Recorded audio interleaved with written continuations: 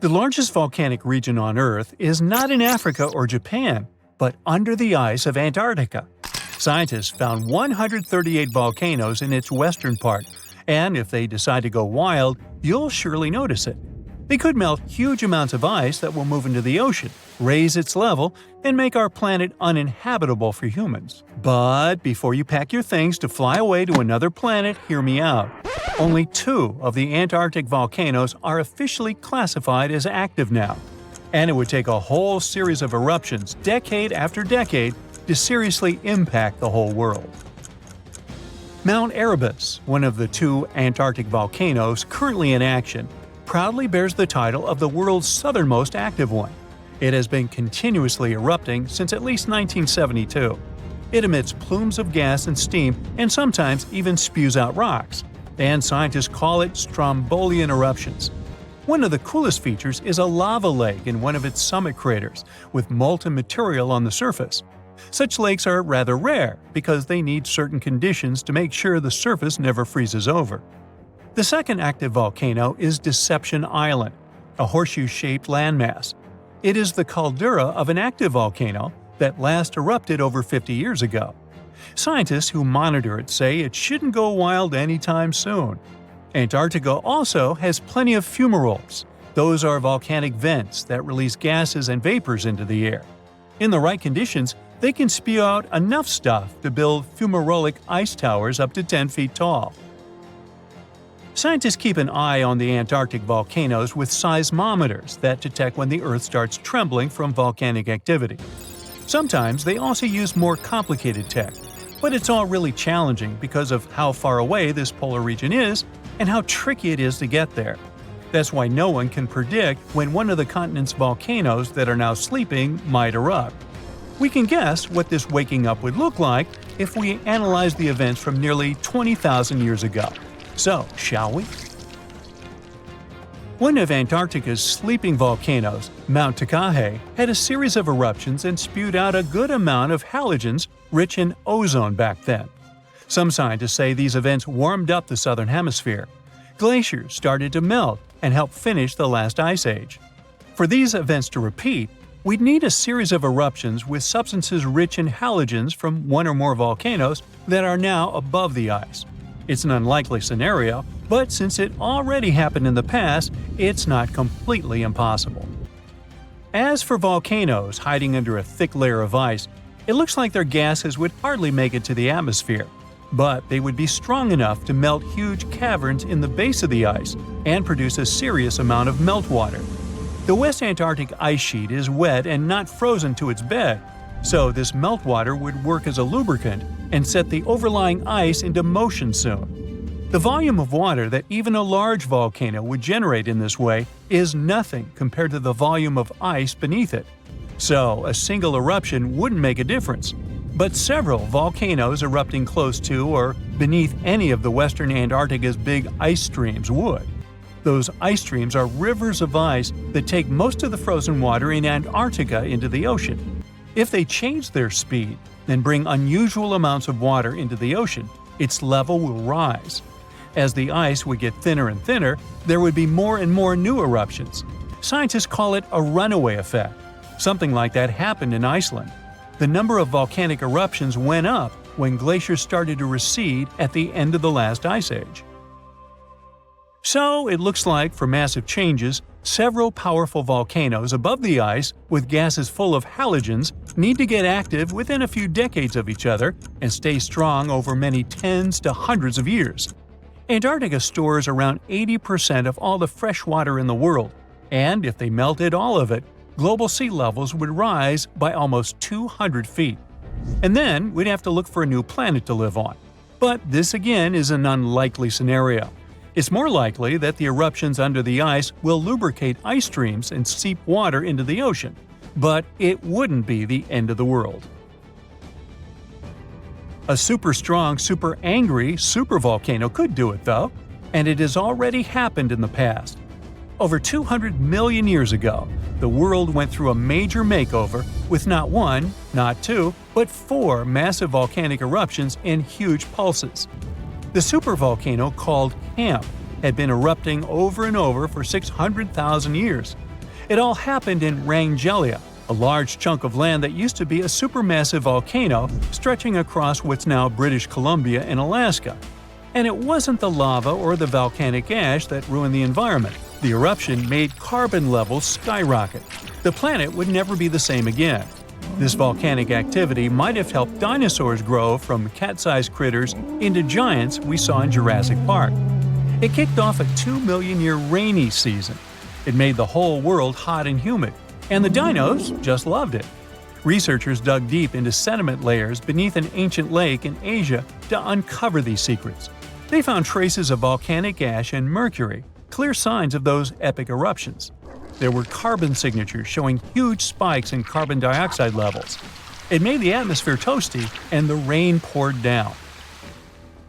So the bad news is, another eruption like this could happen. The supervolcano beneath Yellowstone National Park has been sleeping for nearly 70,000 years. But if it wakes up, it would be many times more catastrophic than the eruption of Mount St. Helens in 1980. It's considered the most disastrous volcanic eruption in U.S. history. It followed 2 months of earthquakes and injection of magma below the volcano that weakened and destroyed the entire north face of the mountain. The eruption column went 80,000 feet into the atmosphere and spread ash over 11 U.S. states and several Canadian provinces. The last Yellowstone eruption was 1,000 times greater than that. The ground above Yellowstone sits on a hot spot made of molten and semi-molten rock called magma.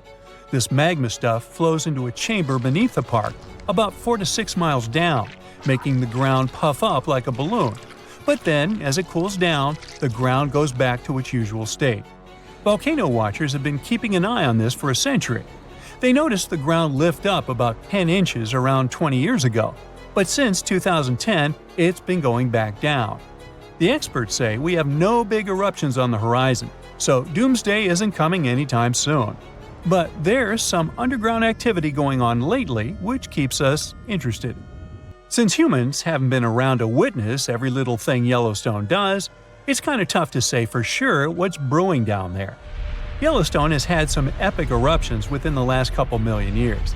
They happen like clockwork, with gaps of 600,000 to 800,000 years between them.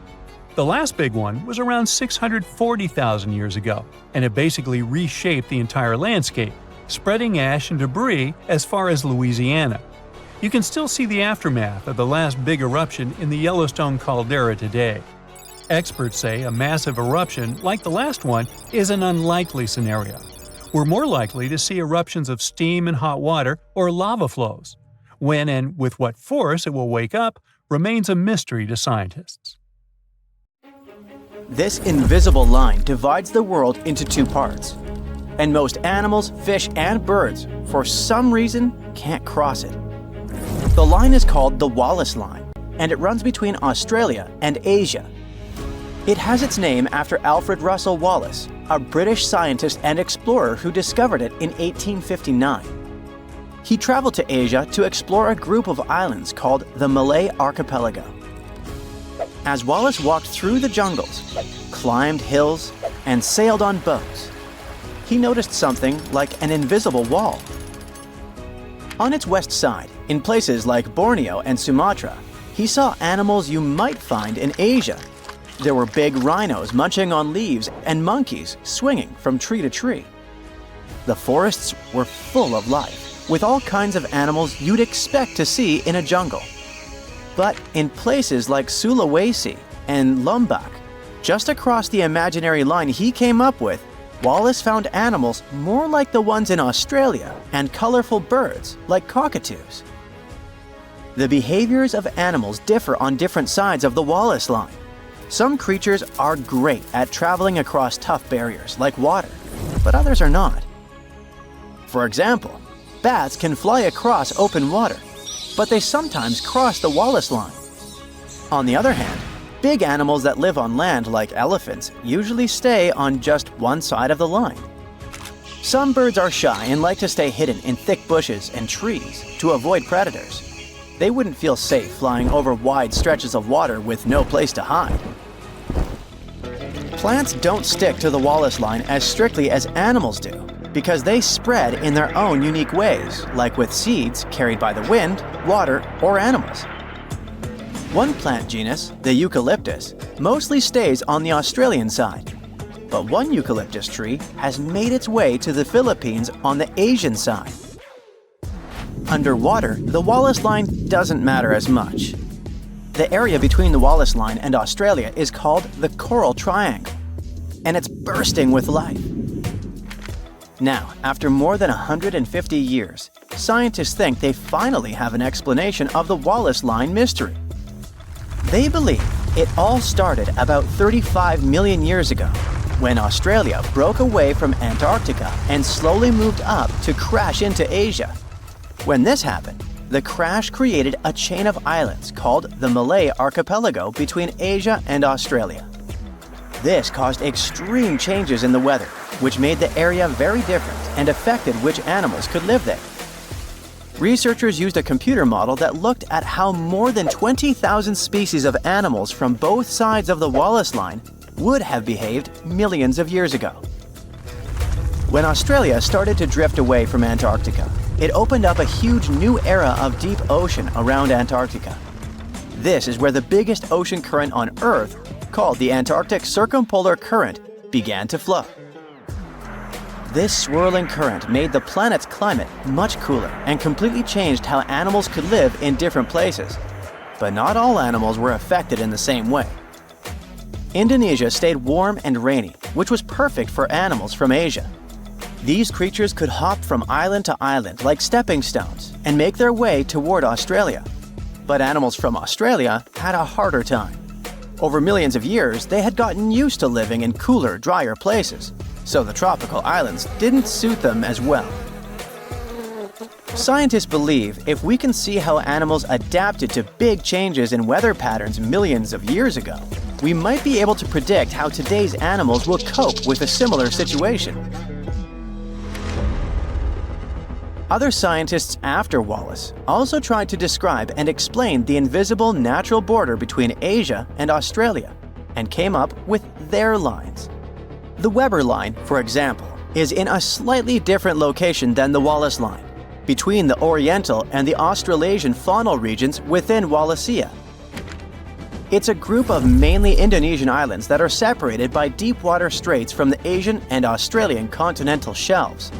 They were never connected to the big continents by land, so animals that could swim, fly, or float across the water made it to these islands.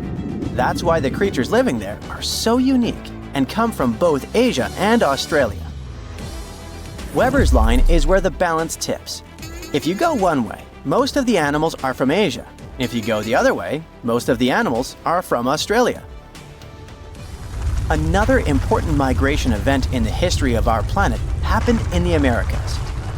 Around 30 million years ago, South America became a separate landmass as tectonic plates moved and pulled it away from Antarctica and Africa. Once it was on its own, the animals living there started to evolve in unique ways and turned into creatures you couldn't find anywhere else in the world. There were animals we still see today, like opossums, giant rodents like capybaras and chinchillas, armadillos, anteaters, and sloths. Some of the animals from those times are now extinct. There were giant ground sloths, bigger than cars, roaming around. There were glyptodonts, which were like giant armadillos with super tough, bony shells. There were also huge, scary birds that couldn't fly, but could chase down their prey. Up in North America, animals could still travel to other parts of the world through the Bering Strait. So North America was full of different animals like deer, bison, horses, camels, and even mammoths and mastodons. They all lived alongside predators like big cats, wolves, and bears. About 3 million years ago, the continents of North and South America got connected by a strip of land called the Isthmus of Panama. It formed because the tectonic plates shifted again. Some major volcanic activity between 25 million years ago also contributed to the process. Animals started to move between North and South America, and this long process went down in history as the Great American Interchange. During the Ice Age, huge glaciers in the north grew and shrank over tens of thousands of years. When the glaciers were at their biggest, they held so much water that the sea levels dropped, and forests probably turned into wide grassy plains. So animals had the perfect conditions to cross over. Giant ground sloths were among the animals that went up north from South America, all the way to Alaska. One special kind even roamed the chilly tundras alongside woolly mammoths and caribou. Lots of North American predators decided to explore the South. There were cats like cougars, jaguars, and saber-toothed tigers with their giant teeth. Wolves, foxes, otters, raccoons, and bears also joined the migration. The short-faced bear could stand up to 13 feet tall and weigh as much as a small car. South America also had some funny-looking animals called sanus, or South American native ungulates. These were hoofed mammals that evolved into all kinds of weird shapes, while South America was isolated. Big animals from North America, for example, relatives of elephants with strange tusks, came to the south and became some of the largest creatures around. The ancestors of today's llamas settled in the Andes Mountains, and deer, tapirs, and peccaries thrived in the forests. Animals kept moving back and forth between the continents for thousands of years. But as the Ice Age ended, many of the bigger animals, like the giant ground sloths, couldn't adapt and disappeared. It seems North American animals were better at adapting to their new homes. You can find armadillos, porcupines, and opossums from South America in North America. But many of South America's most famous animals, like jaguars, llamas, and spectacled bears, left North America long ago. Scientists think South America's animals, after being isolated for millions of years, had a harder time dealing with new challenges when their ecosystems changed. So it turns out that so-called rich countries are facing a big problem. People are not having kids. Not enough, at least. On average, women need to have 2 children to keep things balanced, but they're only having 1, or none at all. This issue comes down to the fertility rate, or simply the average number of kids a woman is expected to have in her lifetime. When that number's too low, it means more people are passing away in these countries than being born, and that can destroy the economy. Think of a rich country – the US, Germany, Japan. Great! Pick any wealthy nation you like, and I can promise you one thing – its fertility rate is below 2.1, and that's a problem. Here's why. Meet Mary and John, and over here we've got Jack and Lucy. That's 4 people total. Now, both couples get married. Mary and John have 2 kids, but Jack and Lucy only have 1. Now, what does that mean? Simple math. We're down by 1 person. And if this keeps happening, generation after generation, the population starts to shrink. The situation gets pretty scary when we zoom in on certain countries. Take Spain, Italy, or Poland. These countries have some of the lowest fertility rates in the European Union, with women there having, on average, just 1 kid. And that's a big problem, because it drags down entire economies. Picture a triangle. Young people and workers at the bottom and the elderly at the top. In many rich countries, that bottom part is shrinking fast, with fewer babies being born each year. So it's like this triangle is flipping upside down. Fewer young folks and workers, but more and more older people. With fewer workers and more retirees, the economy struggles to stay balanced. It's like the domino effect. Fewer people working means fewer people paying taxes. Meanwhile, the older population at the top keeps growing, and now we have a way bigger group depending on pensions and stuff like Social Security. So we're left asking, who's going to pay for all these retirements? Now, some countries are in hotter water than others, and South Korea is really feeling the heat. They've got more and more people getting older, while fewer and fewer babies are being born. In fact, they've got the lowest fertility rate in the world. In 2023, it hit rock bottom. 0.72 births per woman. Now, personally, I don't know how you can have 3/4 of a kid, But hey, that's statistics for you. Meanwhile, if things keep going like this, Korea's population could shrink by half by 2100. Over the last 20 years, their authorities have invested in the equivalent of $286 billion in this issue, and they've rolled out a bunch of incentives to turn things around.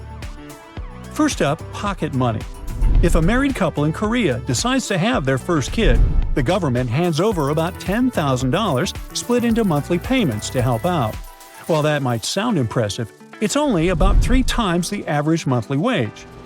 And in Seoul, one of the most expensive cities in the world, that doesn't go very far.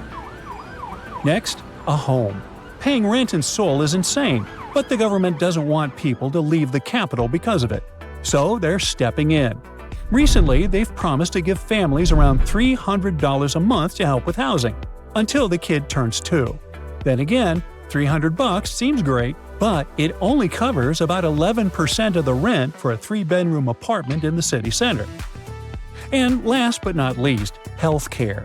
Hospital bills are covered, but the couple must be married, on paper and everything.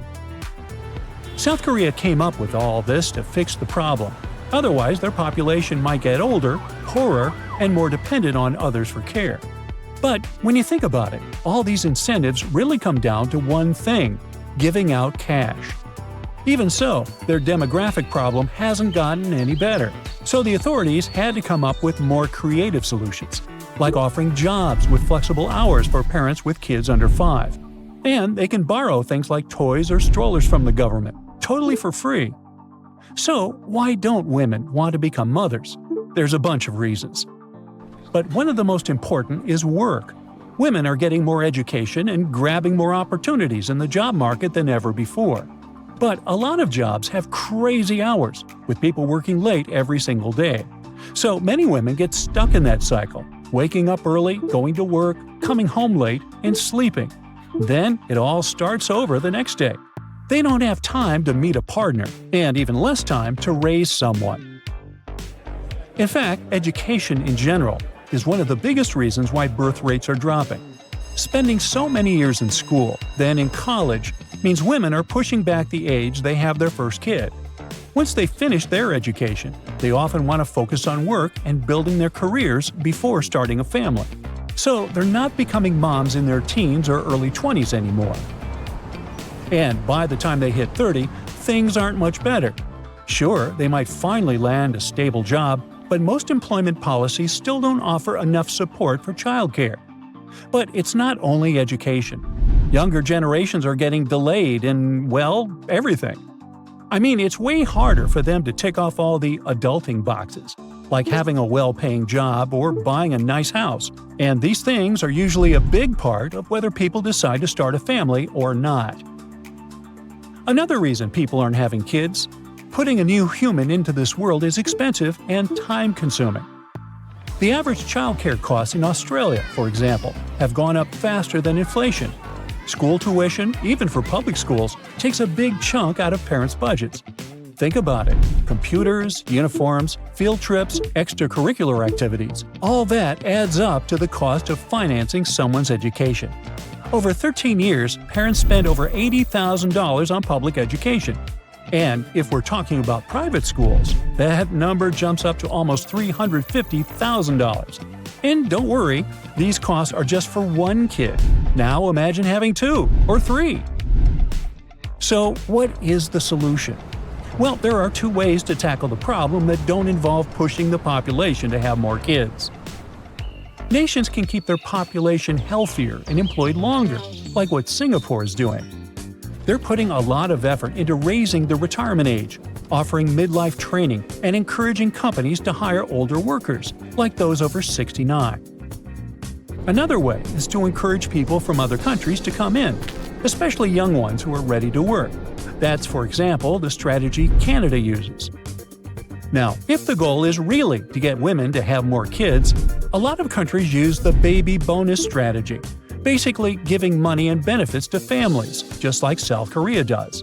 The problem is that some experts say it is pretty ineffective, as financial incentives don't address the complexity of the issue.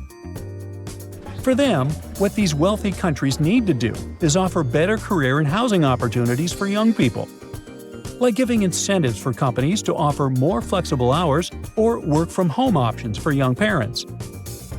They also need to push strategies to lower the cost of housing, especially in big cities. Plus, they need to focus more on the aging population, using technological innovations to support them. That would help not just parents, but families as a whole. So, what do you think? Big news! Santa is real, and he looks like this. I know it's not exactly how we pictured the jolly old guy, but a recently discovered tomb might just be the proof we've been waiting for to show that St. Nicholas was real and Turkish. Turns out, he wasn't a North Pole native, but a kind-hearted bishop from the 4th century, famous for giving gifts to everyone. The legend says he was a wealthy man born in the ancient city of Patara, modern-day Turkey, who traveled to the countryside to help the poor and the sick. For centuries, though, people couldn't be sure he actually existed.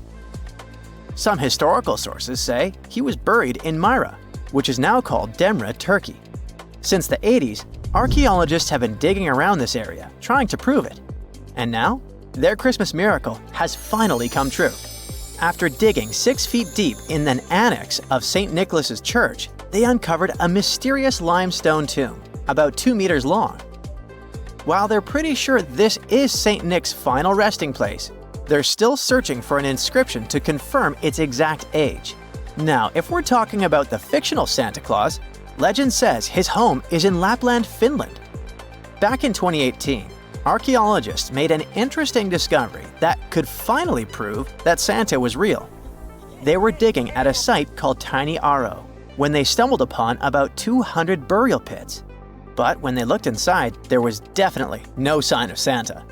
Actually, there were no human skeletons at all, just a bunch of things like pottery and animal bones. So no one really knows what this place was. That was the complete opposite of what happened with a group of archaeologists working in the ancient city of Petra, Jordan. Since 2003, there have been rumors about hidden chambers beneath the famous monument called Al-Khazneh, also known as the Treasury. 21 years later, a team finally decided to dig and uncovered an intact tomb. Inside, they found at least 12 human skeletons and artifacts estimated to be over 2,000 years old. Hundreds of thousands of tourists travel to Al-Khazneh every year, and most of them probably go there to see the site of the Holy Grail in the movie Indiana Jones and the Last Crusade. So, do you want to know the funny part? One of the skeletons in the tomb was clutching a ceramic chalice that looked a lot like the Holy Grail. You probably remember the devastating fire that caused massive damage to Notre Dame in Paris back in 2019. Because of that, the building, originally built between the 12th and 13th centuries, had to be restructured. But archaeologists saw it as a golden opportunity to dig into the site and uncover its hidden secrets. The team was only allowed to dig about 16 inches beneath the floor, but that was enough. As soon as they removed the floor tiles and cleared away a thin layer of dirt, they spotted the top of a lead coffin. Then, they found some limestone sculptures, including life-sized heads and torsos. Altogether, they uncovered over 1,000 fragments of different works of art. Ancient statues have been found in the most random places, including a sewer. In July 2024, Bulgarian archaeologists were checking a Roman sewer in the ancient city of Antarctica when they found a nearly 7-foot-tall marble statue of Hermes, the Greek messenger deity. This town was completely devastated and abandoned after 2 earthquakes, one in the year 388 and the other in the year 425. But somehow, it didn't destroy this statue. In fact, its head was found in surprisingly good condition. Finding ancient artwork is definitely fascinating, but imagine stumbling upon an entire hidden city in the Amazon rainforest. Using high-tech lasers, researchers uncovered a lost civilization with thousands of structures and a whole network of roads, canals, and houses, all buried beneath the dense jungle. This city was built around 2,500 years ago, in an area located in the shadow of a volcano, which, by the way, could have erupted and destroyed this civilization at some point. It's hard to say exactly how many people live there, but experts estimate they stayed up there for about 1,000 years. This discovery proves ancient people also had huge, organized cities in the middle of the Amazon. A similar thing happened in Campeche in southern Mexico. An archaeologist was doing some research on the internet when he accidentally discovered a hidden Maya city. This area, now called Valeriana, was huge, about the size of Edinburgh, the capital of Scotland. It had pyramids, sports fields, amphitheaters, and paths connecting different districts. Thanks to satellite images, archaeologists uncovered an entire unknown civilization from the Bronze Age. They were checking out aerial images when they discovered 100 prehistoric settlements in the Pannonian Plain, a region that includes parts of what's now Serbia and Hungary. The people who lived there are now known as the Titsa Site Group, and it looks like they were a pretty well-organized society, skilled at growing food, hunting, and fishing. Google Earth helped a team to uncover a mysterious set of 400 ancient gates in Saudi Arabia. These gates, scattered across the desert, are thought to be from thousands of years ago. They're made of stone and arranged in weird formations that have left archaeologists scratching their heads. I mean, they don't look like they were meant for funerals, and they don't seem like structures where people lived. So, we still have no idea what they are. Technology is really changing archaeology. Thanks to artificial intelligence and, well, a $1 million prize, we've finally been able to decipher part of an unreadable and super damaged ancient scroll. The Herculaneum scrolls were discovered by workers digging up the ancient town of Herculaneum near Pompeii in 1752. But their condition was so bad that, for years, they were considered indecipherable. Thankfully, AI has helped unveil their secrets. Based on the studies so far, experts believe that one of these scrolls was written by a philosopher who valued pleasures, like music and food, above all else. No doubt, Stonehenge in England is one of the most mysterious places on Earth. Some theories even suggest it was built by extraterrestrials. After more than a century of research, archaeologists are still figuring out how it came together. See that big altar in the middle? Turns out it came all the way from Scotland. And that's pretty wild, considering this massive sandstone block weighs over 6 tons, and the people who built Stonehenge more than 4,000 years ago didn't have the luxury of wheels or modern tools. We can find some pretty amazing stuff in the oceans too. In 2013, a mysterious shipwreck was found about 20 feet underwater off the coast of Kenya. At the time, no one knew where it came from, but now, researchers are pretty sure this could be a ship from Vasco da Gama's fleet. You know, the famous Portuguese navigator, best known for being the first to sail from Europe to India by rounding Africa's Cape of Good Hope. If it's confirmed, this shipwreck could be one of the earliest European shipwrecks in the Indian Ocean. Ancient treasures can take many forms, including a bottle. Recently, archaeologists in Norway uncovered a 150-year-old message in a bottle during an excavation of a Viking burial mound. The bottle contained a letter written by Anders Lorange, an archaeologist who worked on the site back in the 1800s, along with his business card and a few coins wrapped in paper. The letter gave some details about the excavation, though it seems Lorange got a few things wrong, like the exact number of Viking shields discovered. At the end of the letter, he wrote a personal note in runic script, "Emma Gade, my girlfriend." So it gave us not only insights into history, but also a peek into his love life. It's dark, and it's hot, and it's difficult to breathe deep underground in Karowe Mine in the heart of Botswana. It's been countless hours since your shift started, and yet another rock in your hands doesn't look promising. On the other hand, there is a tiny chance that it's the largest diamond you've ever found.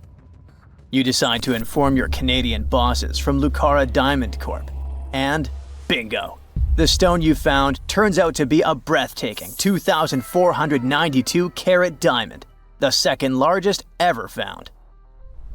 Now, the average engagement ring size is 1.7 carats.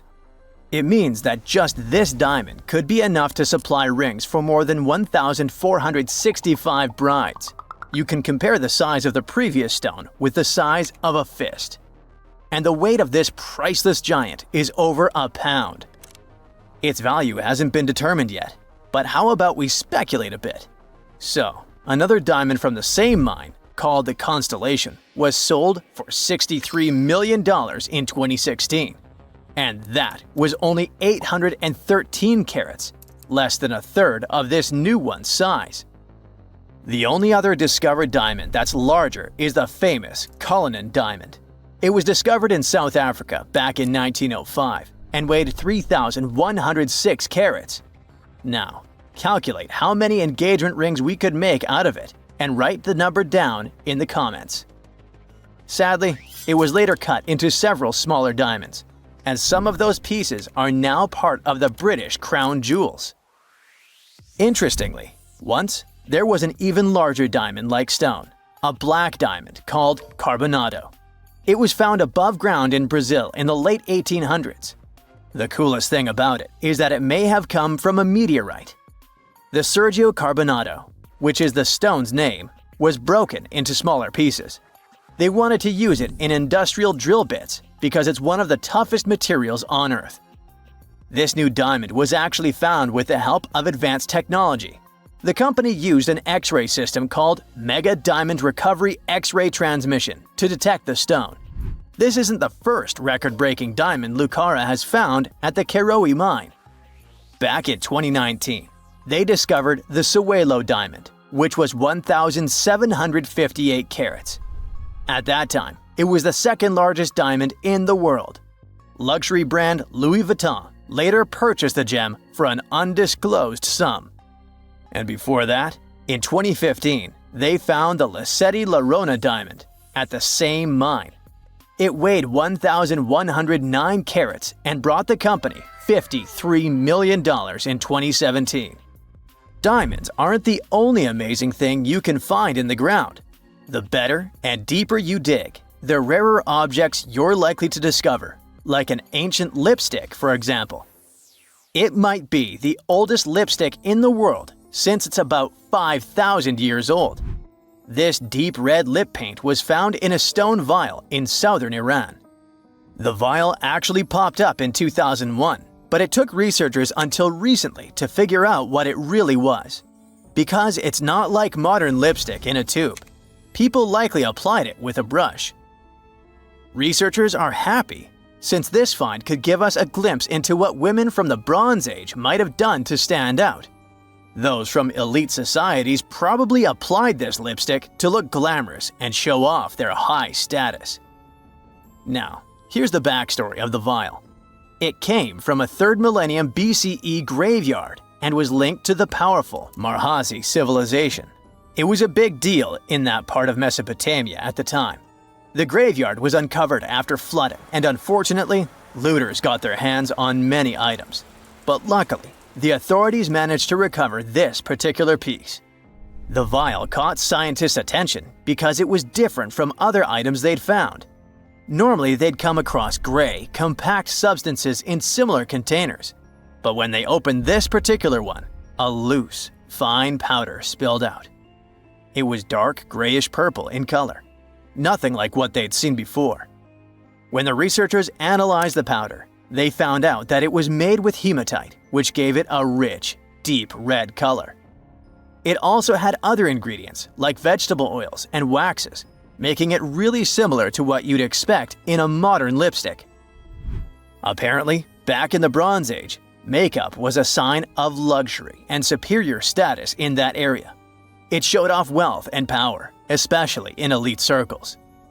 By the way, the researchers don't want to claim for sure that this is the world's oldest lipstick, because who knows? Something older might turn up someday. How about we move to Bulgaria right now and do some digging there? Wait, there's no need to take a spade and dirty your hands. An amazing discovery is already waiting for you. There they found a large marble statue. It's almost 7 feet tall, which might depict Hermes, a Greek deity.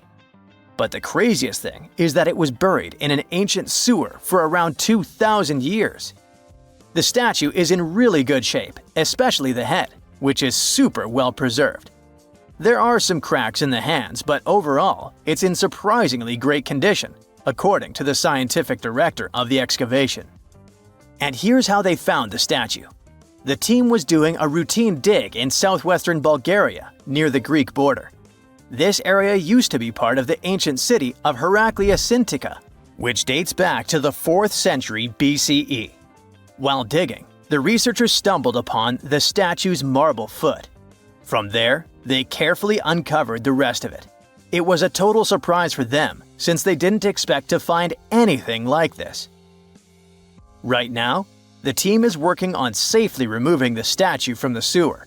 It's really heavy, so they're using a crane to lift it out and transport it to the History Museum in Petrich.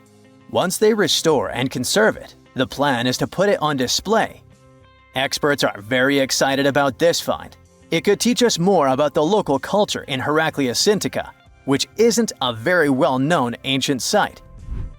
Now, if you're dreaming of making discoveries like this one but don't have a degree, don't lose heart. Even an amateur can make a scientific breakthrough. For example, you could find a Roman dodecahedron.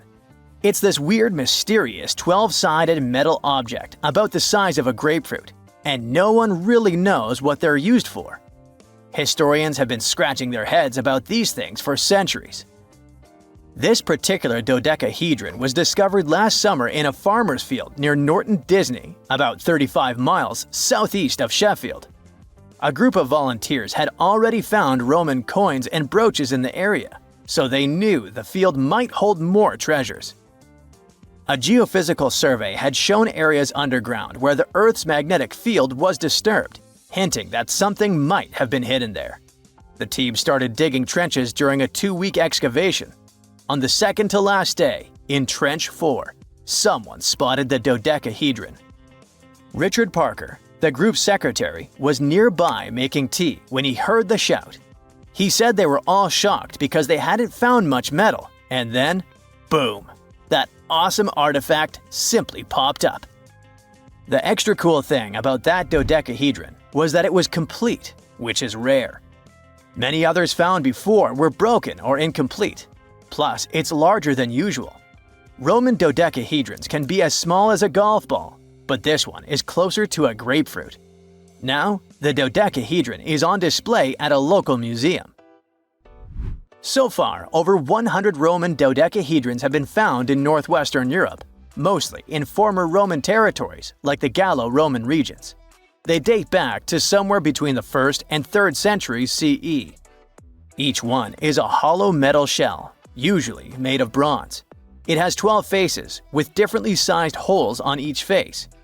Around the holes, there are concentric rings imprinted into the metal, and at every corner where the faces meet, there's a small stud.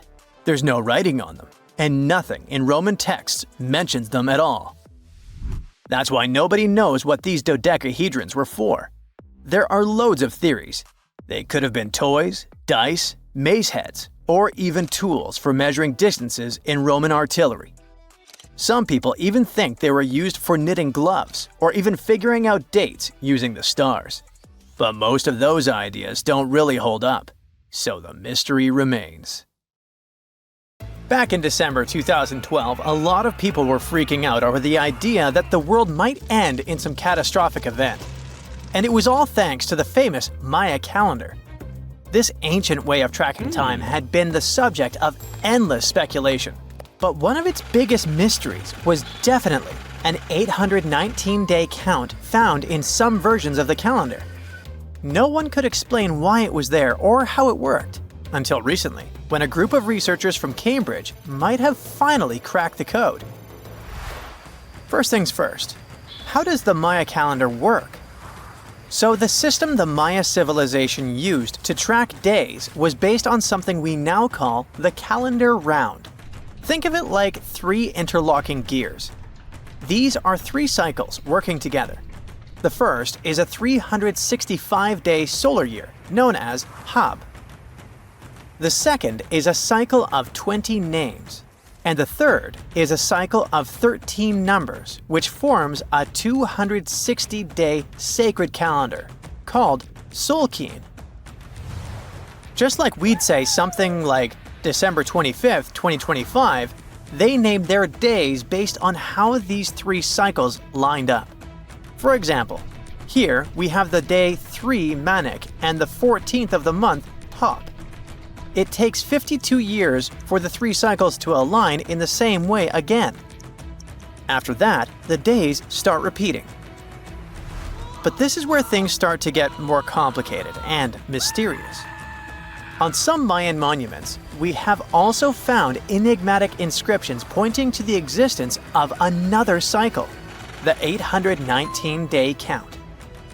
There are about 20 examples of these inscriptions, mostly found in places like Palenque and Yaxchilan in Mexico. So it didn't seem random at all, and this calendar must have been hiding a big secret. Early research showed that the 819-day cycle was represented by one of 4 colors and the cardinal directions associated with them. Black was tied to the west, red to the east, white to the north, and yellow to the south. Researchers also discovered that this period of time could be broken down into 3 smaller cycles: one of 9 days, one of 7 days, and one of 13 days. Multiply them together, and you'd get 819 days. Pretty cool, but why did they do that? This color scheme and the 3 cycles seemed like a basic level of interpretation, and experts were pretty sure its real purpose was still hidden from us. Another thing researchers noticed is that this strange count of days was mostly shown using a Y glyph, followed by a number. But in some cases, they also added a glyph representing Kawil. This was a powerful Maya deity, often associated with creation and lightning. He was usually symbolized by a torch coming out of his forehead, representing the spark of life. But in the 90s, a study suggested that when Kawil's inscription showed smoke and fire coming from his forehead, it could actually represent the planets Jupiter or Saturn, or maybe even both. Wait, that means that the 819 days count could be linked to both planets in some way. From there, research focused on figuring out what that link might be. The first conclusion is that this calendar might have helped the Maya track the movements of those planets in some way. Then they started noticing something interesting. These cycles could be specifically tied to the synodic periods of Jupiter and Saturn. By synodic periods, we mean the time it takes for a celestial body, like a planet, to return to the same or nearly the same position as seen from Earth. While this possibility was pretty exciting, something didn't quite add up. Each planet moves very differently, and trying to fit multiple planets into an 819-day span just didn't seem to work. In other words, this 4-part color-coded calendar system was simply too short to align perfectly with the synodic periods of the visible planets. So it looks like we're back to square one. This mystery had people scratching their heads for ages, until 2023, when specialists realized they might have been looking at it all wrong. Researchers actually needed to shift their perspective. Instead of seeing this system as 819 days, they needed to consider the number as representing timelines. And this period of time could be just a small part of a much, much bigger calendar. You see, as we said earlier, this cycle seemed to track the period when a planet became visible to people on Earth. To prove that these 819 cycles were timelines, not actual days, researchers needed a planet that could serve as a starting point to back up their theory. In this case, it was Mercury. And there's a pretty simple reason for that. Mercury's synodic period is 117 days, which fits perfectly into the calendar count. I mean, if you take 1819 and divide by 117, you get the number 7. So, Mercury is the only visible planet whose synodic cycle fits neatly into this period as whole numbers. Perfect. Now they had a solid starting point. From there, they needed to expand the calendar by increasing its length to 20 periods of 819 days. Suddenly, a pattern emerges. And just like that, all the synodic cycles of the planets fit perfectly into the system. For example, Saturn's synodic period from 378 days lines up perfectly after 6 819-day cycles. Venus aligns every 5 cycles, Jupiter every 19 cycles, and Mars, which takes the longest, needs 20 cycles. In other words, it takes about 45 years for Mars to align with the synodic periods of all visible planets. So, this is how researchers determined that the ancient civilization wasn't referring to days, but rather to timelines. The Maya astronomers came up with this count as part of a larger calendar system of 20 periods. But then a question comes up. Why was studying the synodic period so important to the Maya? Well, we don't have super specific answers about this mysterious calendar yet. But what we can say for sure is that the Maya truly believed in the powerful influence of the cosmos on daily life. So maybe they wanted to analyze how the movements of all the visible planets lined up with their other calendars. Of course, this system is just one part of the Maya's amazing and advanced understanding of astrology. And it wasn't just about using astrological cycles for planting and harvesting. They also had crazy specific knowledge, like how to predict solar eclipses. Archaeologists believe the Maya connection to the stars is reflected in the ruins of their world. Take the famous pyramid in the ancient city of Chichen Itza, located in Mexico's Yucatan Peninsula. If you look closely at the base of its staircase, you will see a snake's head carved in stone. But here's the coolest part. During the spring and fall equinoxes, when day and night are exactly the same length, the sun casts sharp, triangular shadows on the staircase. It creates the illusion of a snake slithering down the steps. Another example of how they use their knowledge of astronomy in their temples is in Tikal, Guatemala.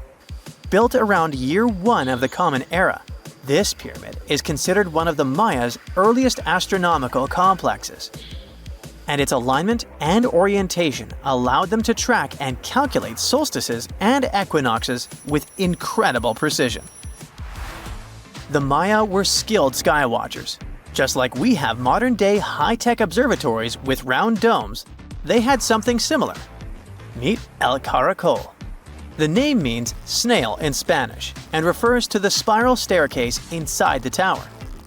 Built around 906 Common Era, it was the perfect place to observe all the changes in the sky and track the movements of the sun, moon, planets, and stars. Unlike us today, with our telescopes, satellites, and advanced tools, the Maya relied entirely on naked eye observation, and that makes their achievements even more incredible. We all know some iconic symbols. The Statue of Liberty screams USA. The Eiffel Tower represents Paris. And this mask? Undoubtedly, it's Tutankhamun's, right? Sometimes it feels like historians have squeezed every last drop out of the King Tut story. But guess what?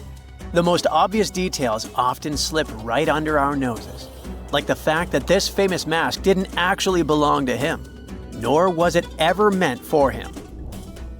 Stick with me for the details. Can we get a close-up of that mask? Thanks. See those holes? Yep, they're for earrings. And no, it's not that they had anything against jewelry, but back in ancient Egypt, earrings were typically worn by high-status women or kids. Now, if you know your history, you might say, but Tut was a boy king, wasn't he? You're spot on. He began his reign at just 9 years old. Sadly, that didn't last long as he passed away at a very young age. So when he was 9, he might have worn earrings, but he probably took them off when he hit that no earrings age. Sounds reasonable, right? Actually, not quite. That would have been pretty strange since nobody expected him to pass away young. Certainly not at 9. So no one was preparing a kid's mask for a burial. It's this untimely demise that suggests the mask used was simply the best option available when Tut passed away. There are more clues pointing to the idea that the mask was found in a hurry. Let's think about this. Even though Tut was mummified and his body could wait a bit, his loved ones wanted him to reach the afterlife ASAP. Some experts even believe the paint in the tomb was still wet when it was sealed. But look at his mask. It's a masterpiece. There's no way it was made in a rush. It's way more elaborate than other simpler cartonnage pieces. The renowned mask of King Tut stands 21 inches tall, adorned with precious stones, and features a golden beard that weighs 5.5 pounds, making the entire mask 22.5 pounds. Okay, I'm a bit confused here. So it seems like it was probably a kid's mask, but it had a beard? I've never seen a 9-year-old with a goatee, and I'm guessing you haven't either. Just think about it. A grown man's face compared to a kid's face.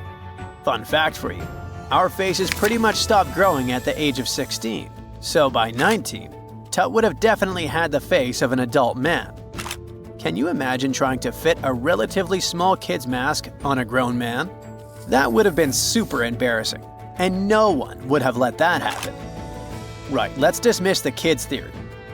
Now the second option, if you remember, is that the mask could have originally belonged to a woman. This is where the beard theory comes into play. Some researchers believe the beard might have been added later on. Here's another twist. What if the mask was actually made for Nefertiti herself, who ended up maskless? In this case, there are two discoveries. Two birds with one stone. For now, it sounds like a conspiracy theory, I know. But let's give it a shot and delve deeper into the details.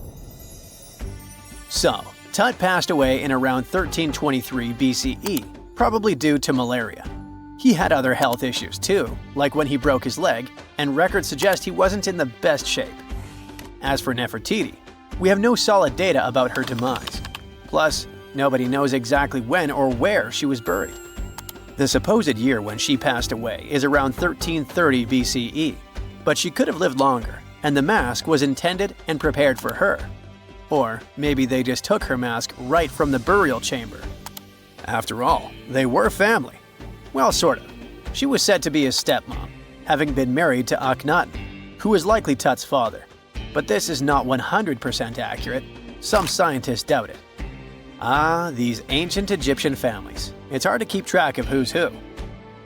I know, you're not yet convinced that Tut wore a lady's mask. Let me share one more theory with you. Meet Howard Carter, the enthusiastic archaeologist who discovered Tutankhamun's tomb. It was located in the Valley of Kings outside Luxor, and, to everyone's surprise, was nearly intact. When he entered, he noticed something odd. This didn't feel like a pharaoh's burial chamber. It was classy and all, but it had a vibe that suggested it was made for a woman. Typically, Egyptian pharaohs had larger tombs that suited them better, and even more strangely, it was oriented to the right of the entrance. This didn't add up. That orientation was typical for female chambers, which Egyptian queens used. Another red flag was that the chamber appeared to have been built in stages, and all the artifacts, around 2,000 of them, seemed hastily placed there. Even more curious, they looked like they were meant for other royals. Carter discovered this burial site in 1922, but it remained a mystery as to why it was so bizarre. Almost a century later, Nicholas Reeves thought he may have solved the puzzle. He claimed that King Tut might not have been the original resident of the tomb. Instead, he suggested that the undisturbed resting place of the legendary Queen Nefertiti could be hidden behind the walls of the boy king's burial chamber.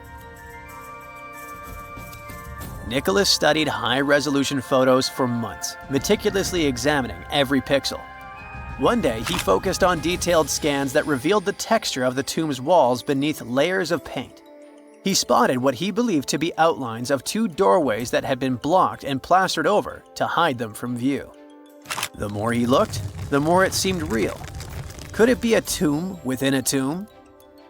Nicholas theorized there was a hidden storeroom behind the western wall of King Tut's tomb, and his chamber might just be the outermost section of a larger corridor-style network of rooms. It all sounds fancy, but sorry to break it to you, Reeves' theory was debunked. To find out if he was onto something, experts had to use ground-penetrating radar to see the unseen. Reeves's idea was that if there were gaps, it could indicate the presence of additional rooms. And at first, in 2015, one expert even thought he had found a hidden room. But the glory didn't last for long. A year later, after double-checking, it turned out there were no hidden doorways. By the way, Nefertiti isn't the only legendary woman from Egypt whose burial site remains a captivating mystery. There's a cool legend about Cleopatra that you might enjoy. It's said that she once declared, "No man will ever find my tomb." Kind of fitting, right? After all, the person who's come closest to uncovering her final resting place is a woman. Fast forward a few millennia after she passed away, and while no man has located it, archaeologist Kathleen Martinez believes she might have cracked the code. She's been on the quest for Cleopatra VII's tomb for nearly 20 years and recently discovered a bust that she thinks represents the famous queen. However, not everyone is on board with her claim.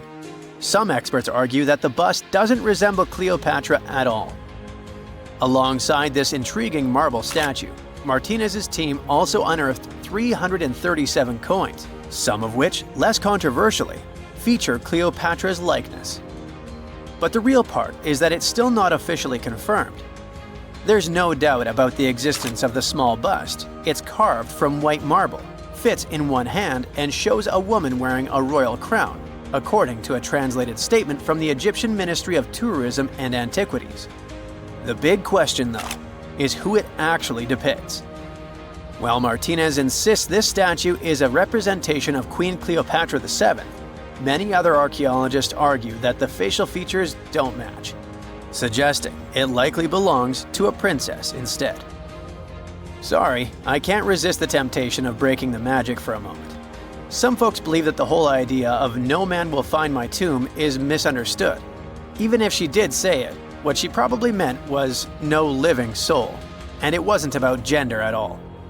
It can as well be just a beautiful legend. Toodaloo! In 1850, French scientist Auguste Mariette went to Egypt looking for manuscripts, but accidentally found a head of a sphinx sticking out of the dunes. He cleared the sand and figured out the sphinx was guiding the entrance to some underground construction. Several months later, he finally entered the Serapeum of Saqqara. Inside, he found an enormous granite sarcophagi with remnants of 64 bulls. Scientists are still amazed by the tech that the ancient Egyptians used to transport those enormous boxes. The Serapeum was built around the year 3000 before the Common Era. It was an underground tomb built to honor the sacred Apis bulls of ancient Egypt. It had a long hallway, almost 500 feet long, with giant stone rooms on both sides. Some of the sarcophagi weighed as much as 50 average cars, and all of them were made with super precision with exact 90-degree angles. These sarcophagi were beautifully decorated with hieroglyphs and carvings that told stories about the lives and importance of the Apis bulls. Now, there are 24 sarcophagi left. In ancient Egypt, Apis bulls were very special animals connected to the deity Ptah. They thought the bulls carried Ptah's spirit and wisdom, helped the pharaoh, and protected the Egyptians. Priests looked for special markings on young bulls to find Apis bulls. It could be a white triangle on its forehead, which symbolized divine light, a shape on its back like a vulture's wing, and a scarab shape under its tongue, which stood for rebirth. If a bull had these signs, they believed it was chosen by Ptah and treated it like royalty. The chosen bulls lived in a special temple in Memphis, the city where they worshipped Ptah. They received the best care and offerings from visitors who wanted their blessings. When an Apis bull passed away, it was treated with great honor and mummified. When Mariette entered the Serapeum, he noticed traces of rollers on the gallery's floor and found 2 wooden horizontal winches. Each had 8 levers. Later, other explorers saw double rails. The burial chambers were lower than the hallway floor. To get the boxes into place, workers filled the chambers with sand so the sarcophagi could be rolled in straight. Then they slowly removed the sand to gently lower the boxes into perfectly cut spaces in the bedrock. A carved stone sign found in the Serapeum said it took 28 days to move just one sarcophagus. and its lid into its spot during the time of Ptolemy II. The extreme precision of the sarcophagi with 90-degree angles also has an explanation. Ancient Egyptians wrote texts, or rather, papyrus, on geometry a long time ago. It shows that they knew the approximate number pi and could calculate the volume of a pyramid with its top cut off. If they could figure out complicated math like that back then, it makes sense that they could also carve perfectly flat surfaces 500 years later. All this sounds pretty legit, but some people think certain things don't add up here. The size of boxes is way larger than the size of bulls, yet they buried pharaohs in tiny coffins that barely fit their bodies. The sarcophagi are made out of granite with crazy precision, and they could have just used limestone, which would have made things way easier. The transportation of the boxes seems pretty simple, but only in theory. If one person could pull about 440 pounds, then at least 250 people would be needed to pull just one box. The tunnels in the Serapeum are really narrow, only about 2 feet wider than the boxes themselves. There's no way hundreds of people could have squeezed into those tight spaces to pull the boxes. And even if they did, how would they turn the box in the cramped corridor, lower it into its niche, and place it perfectly in the middle? Somehow they did this 24 times, and every box is centered perfectly. Plus, the chambers were dusty and there were no signs of soot from lamps. This means they must have worked in almost complete darkness. The real use of the boxes could also be different. A long time ago, even before the Egyptian pharaohs ruled, the local people already knew how to use fermentation. It happens when tiny organisms called yeast eat certain ingredients like starch and turn them into gas and ethanol. So someone in ancient Egypt probably put food like barley, bread, and even meat inside a giant stone box, then closed it tight with a heavy lid. These stone boxes, carved from granite, were so precisely made that they were almost completely sealed, so nothing could escape from it. As the yeast inside the box started working, it created more and more CO2 gas. It built up pressure inside the box. The granite boxes were incredibly strong. They could handle more pressure than a car tire can hold.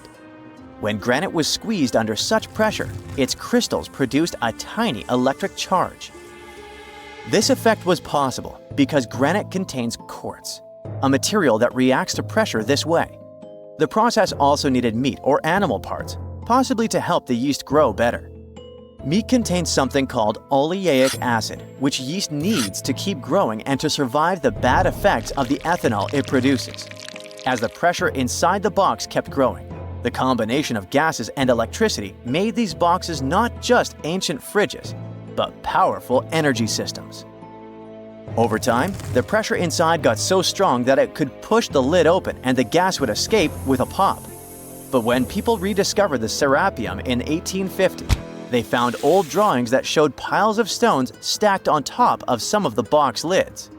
So, someone long ago probably tried to make the lids even heavier by adding extra weight to make it harder for the gas pressure to push them open. This extra weight also meant the quartz crystals in the granite could keep creating more electricity under all that pressure. If someone opened one of these stone boxes thousands of years later, they would only find bones from bulls that were placed in the box. And that's exactly what Mariette discovered in the 1850s.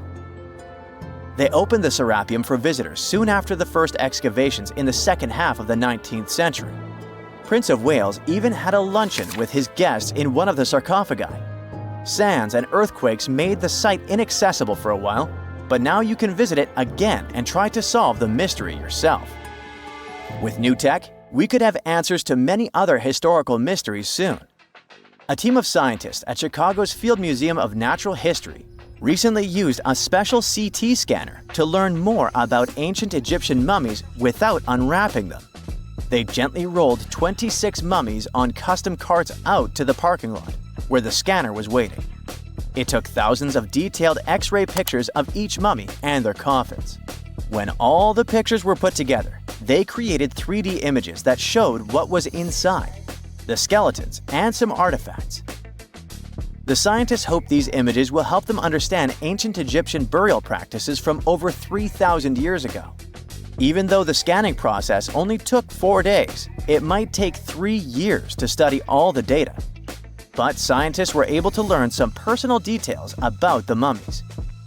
One of the most popular mummified individuals at the museum, Lady Chineta, was a woman who lived in ancient Egypt about 3,000 years ago.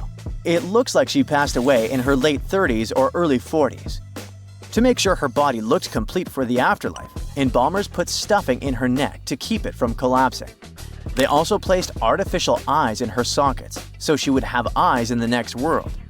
She was wrapped in fancy linen and placed in a beautifully decorated coffin. The scans revealed that it had been carefully crafted with a slit at the back, which embalmers used to fit the body. There were also some artistic details on the surface, like markings for her knees. It looks like her burial was on the scale of a high-end luxury car. In July 1990, 4 Czech guys decided to go on an adventure to find the Mongolian death worm, a creature that might have inspired the monster you've seen in the movie Doom. They say it lives somewhere deep in the Gobi Desert, so they flew to Mongolia, hopped into an ATV, and hired some local guides to help them. All that to meet a creature that is up to 6 feet long, can spit acid that could melt anything, and is capable of shooting electricity at those it doesn't like. Legend says that these friendly guys spend most of their days hiding underneath the sandy dunes, but they'd like to come out during the wetter months of June and July. So the timing for a spotting was simply perfect.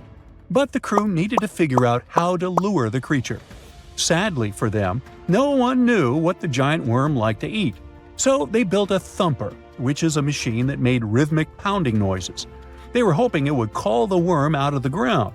For 2 months, they searched the vast desert, crossing dunes and rocky plains, looking for any sign of the creature. But alas, it didn't really work out. Ivan McCurley, who was the leader of the 1990 expedition, came back to Gobi Desert again. He once tried to attract the megaworm with blasts, and the second time he used a small airplane to scout the dunes. Over the years, groups from America, Britain, and New Zealand organized big expeditions to the Gobi Desert to try and find the creature. Many others came from all around the world on their own and found nothing. The people in the West first found out about the megaworm of the Gobi Desert thanks to an American paleontologist, Roy Chapman Andrews. This brave man was probably the inspiration for Indiana Jones. In 1926, he wrote about the creature in his book. At a meeting with Mongolian leaders, Andrews heard detailed descriptions of the creature, even though none of them had ever seen it themselves. One of them described it as looking like a sausage, about 2 feet long, with no head or legs. According to him, the worm was so venomous that just touching it could instantly take your life, and it lived in the loneliest parts of the Gobi Desert. Andrews didn't think the creature was real, but he shared these stories again in another book. In May 2005, 4 friends from Great Britain who search for monsters professionally decided to try their luck. They made drawings of the worm and hired local people to hand out flyers all over the Gobi Desert. These flyers offered a reward to anyone who could give information about the worm or even bring them a specimen. They thought loud sounds that other explorers tried would scare the beast away. Some told them it likes damp conditions, so they came up with a plan to block streams of water to create wet areas that would lure the worm out.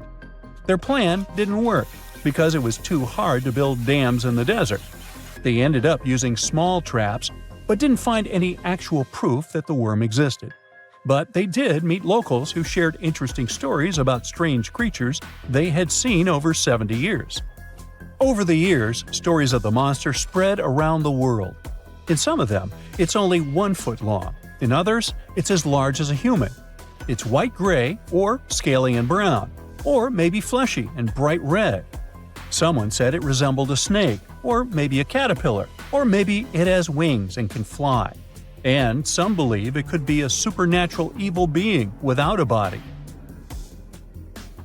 Maybe the stories are so different, and the search operations are so fruitless, because the creature doesn't even exist. Or it could be one of many cryptids. Those creatures like Bigfoot, Yeti, the Loch Ness Monster, their existence has yet to be proven. In 1983, one scientist who was visiting the region heard that an old man had managed to catch the mysterious worm. He also learned there was a nest nearby. The scientist bravely approached the hole in the sand and put his hand inside. A giant creature dragged him in, and he was never seen again. Just kidding. He actually found a Tartar sand boa inside. It's a chunky, burrowing, non-venomous snake that has small eyes and gray-brown scales. He showed it to the locals to verify if it was the monster, and supposedly all of them said yes. Most Mongolians who know about the worm still believe it's real. Now, even though people call our supposed monster a worm, it's just what it sounds like in the English translation. Many Mongol cultures have used this word for centuries to refer to any animals they thought to be really dangerous, especially snakes, even non-venomous ones. So, it doesn't have to be a literal worm after all. Worms are soft and squishy, but a creature living in the harsh Gobi Desert would need to be tougher, more like a snake or a type of lizard without legs. Neither of these creatures can shoot electricity or spit acid like they say the death worm does. But some snakes, like cobras, can spit venom that's dangerous for people. If it were real, the creature would have a backbone, and explorers searching for it would likely find some bones or evidence left behind. And there are actually fossil remains all over the Gobi Desert. Scientists found representatives of over 80 dino groups here over the last almost 100 years. It all started with the world's first dinosaur egg nests. This discovery changed all the scientists knew about dinos. It was the first proof they laid eggs.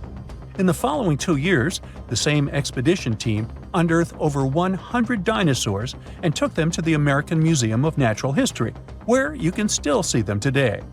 Some of them were swimming around in the Cretaceous Sea that used to be here about 71 million years ago. They resembled modern birds. The mystery of the megaworm is still unsolved, but there used to be another mystery scientists finally managed to explain. Back in the 13th century, a famous traveler, Marco Polo, not the guy from the swimming pool game, crossed the Gobi Desert. He thought he could hear mysterious noises, like the sounds of musical instruments such as drums. He wrote about it in his book and believed he might be hearing the voices of restless spirits. Scientists call these noises singing sands or booming sands. Unlike the squeaky sound you might hear when walking on a sandy beach, these desert sounds are much louder, like a musical instrument playing deep, haunting notes. Over the years, people came up with all kinds of ideas about what caused the sounds, like underground water or winds making the sand vibrate. Not all dunes can do this, and scientists wanted to figure out why. Sometimes the winds might cause a small avalanche on the side of a dune, and then you can hear the magical sound start. But this is rare. So, to study it, scientists had to help the dunes sing. They climbed to the top of a dune and slid down on their backs, using their hands and feet to push sand down. As the sand tumbled, the sound started softly and got louder.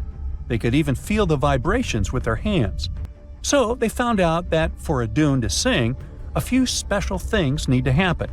The grains of sand must be the right shape. The dune has to be big, and the sand must be very dry, so no singing after it rains. Inside the dune, there's a hard layer of packed sand that acts like a giant speaker. This layer bounces the sound waves back and forth, makes the noise louder and louder, and creates a haunting melody that can fill the desert air. In other words, the dunes can play tunes. Yeah, sorry, I couldn't help myself with that one. You're wandering across the Sahara Desert, and all you can see around is endless sand. And then, all of a sudden, you spot this mark in the sand. The wisest thing to do is run away from that spot as fast as you can.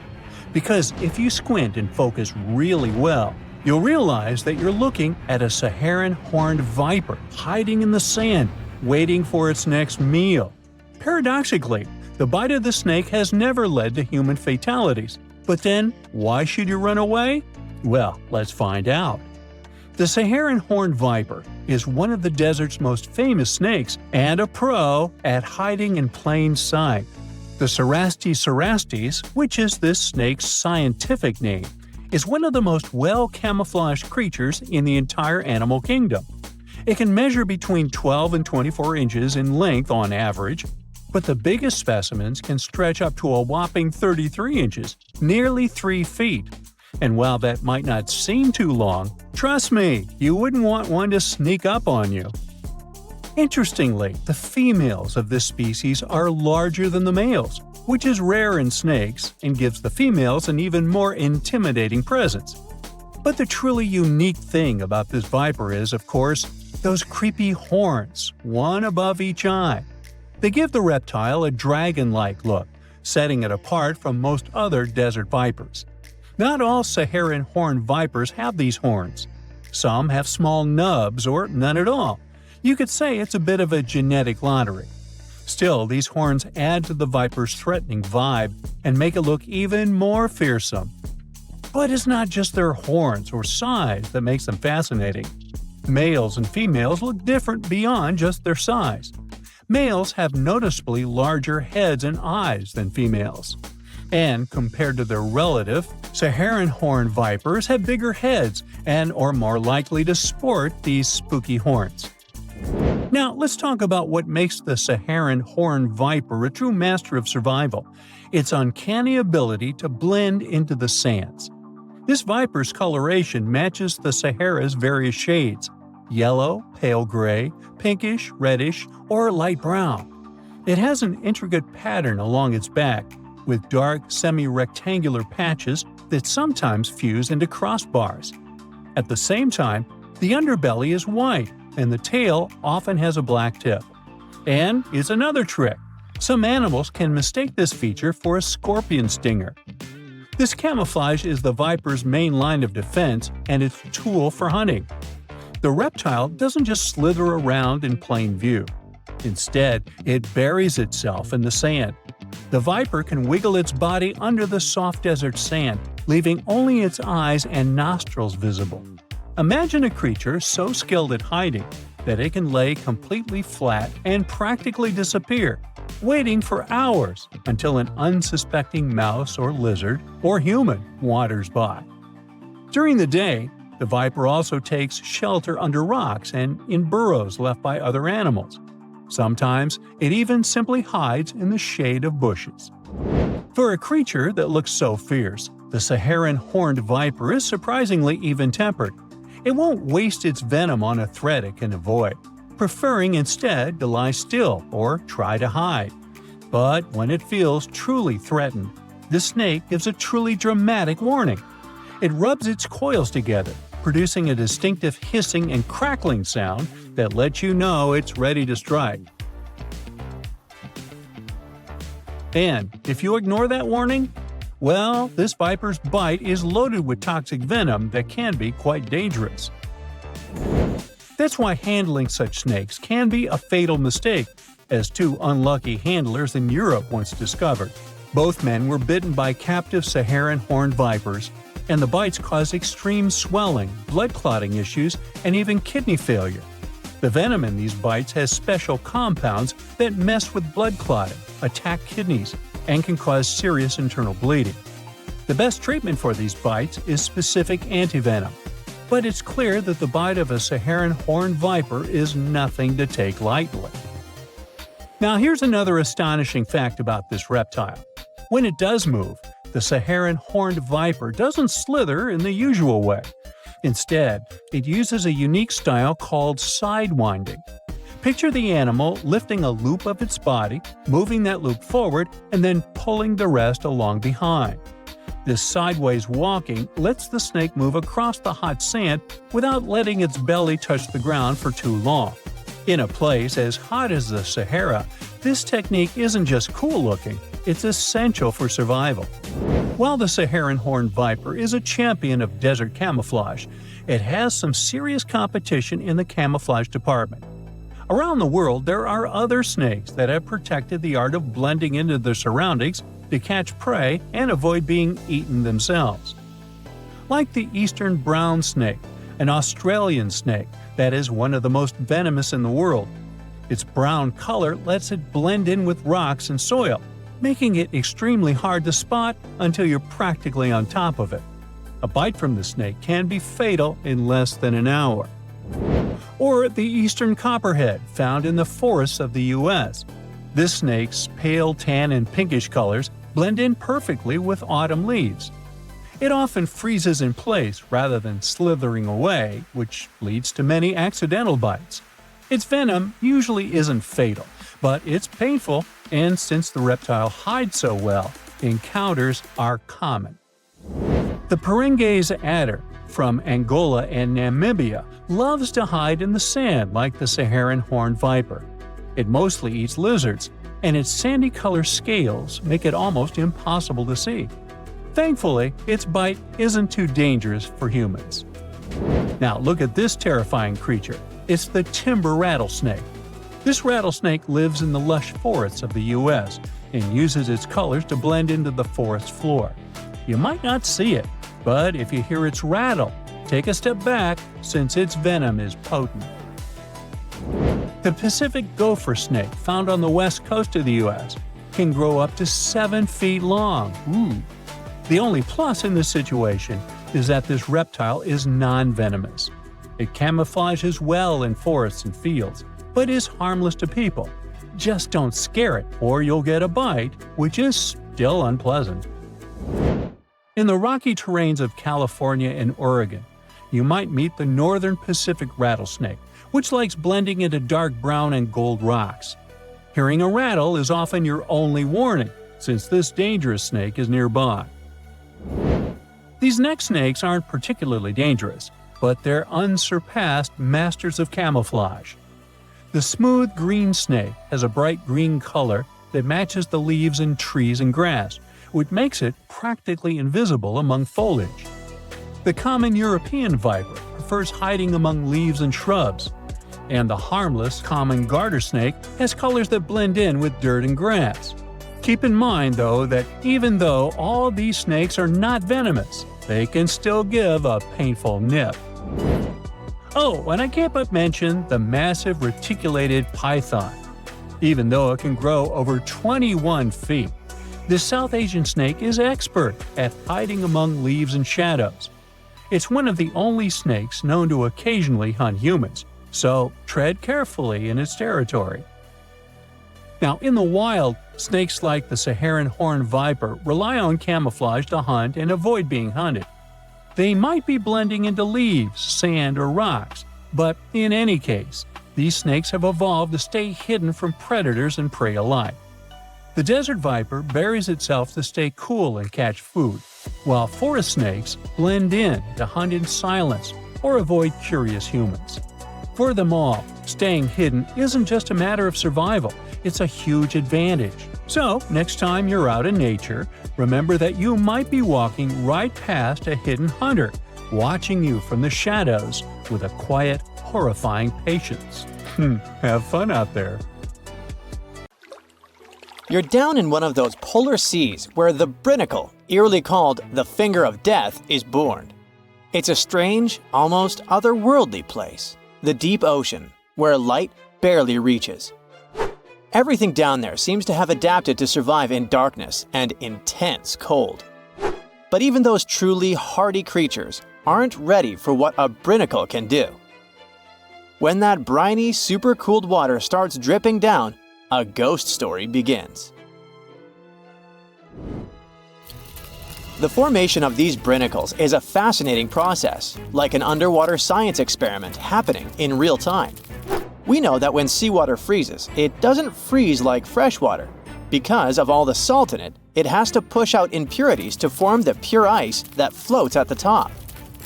This means the salty water, or brine, ends up trapped in channels and pockets within the ice.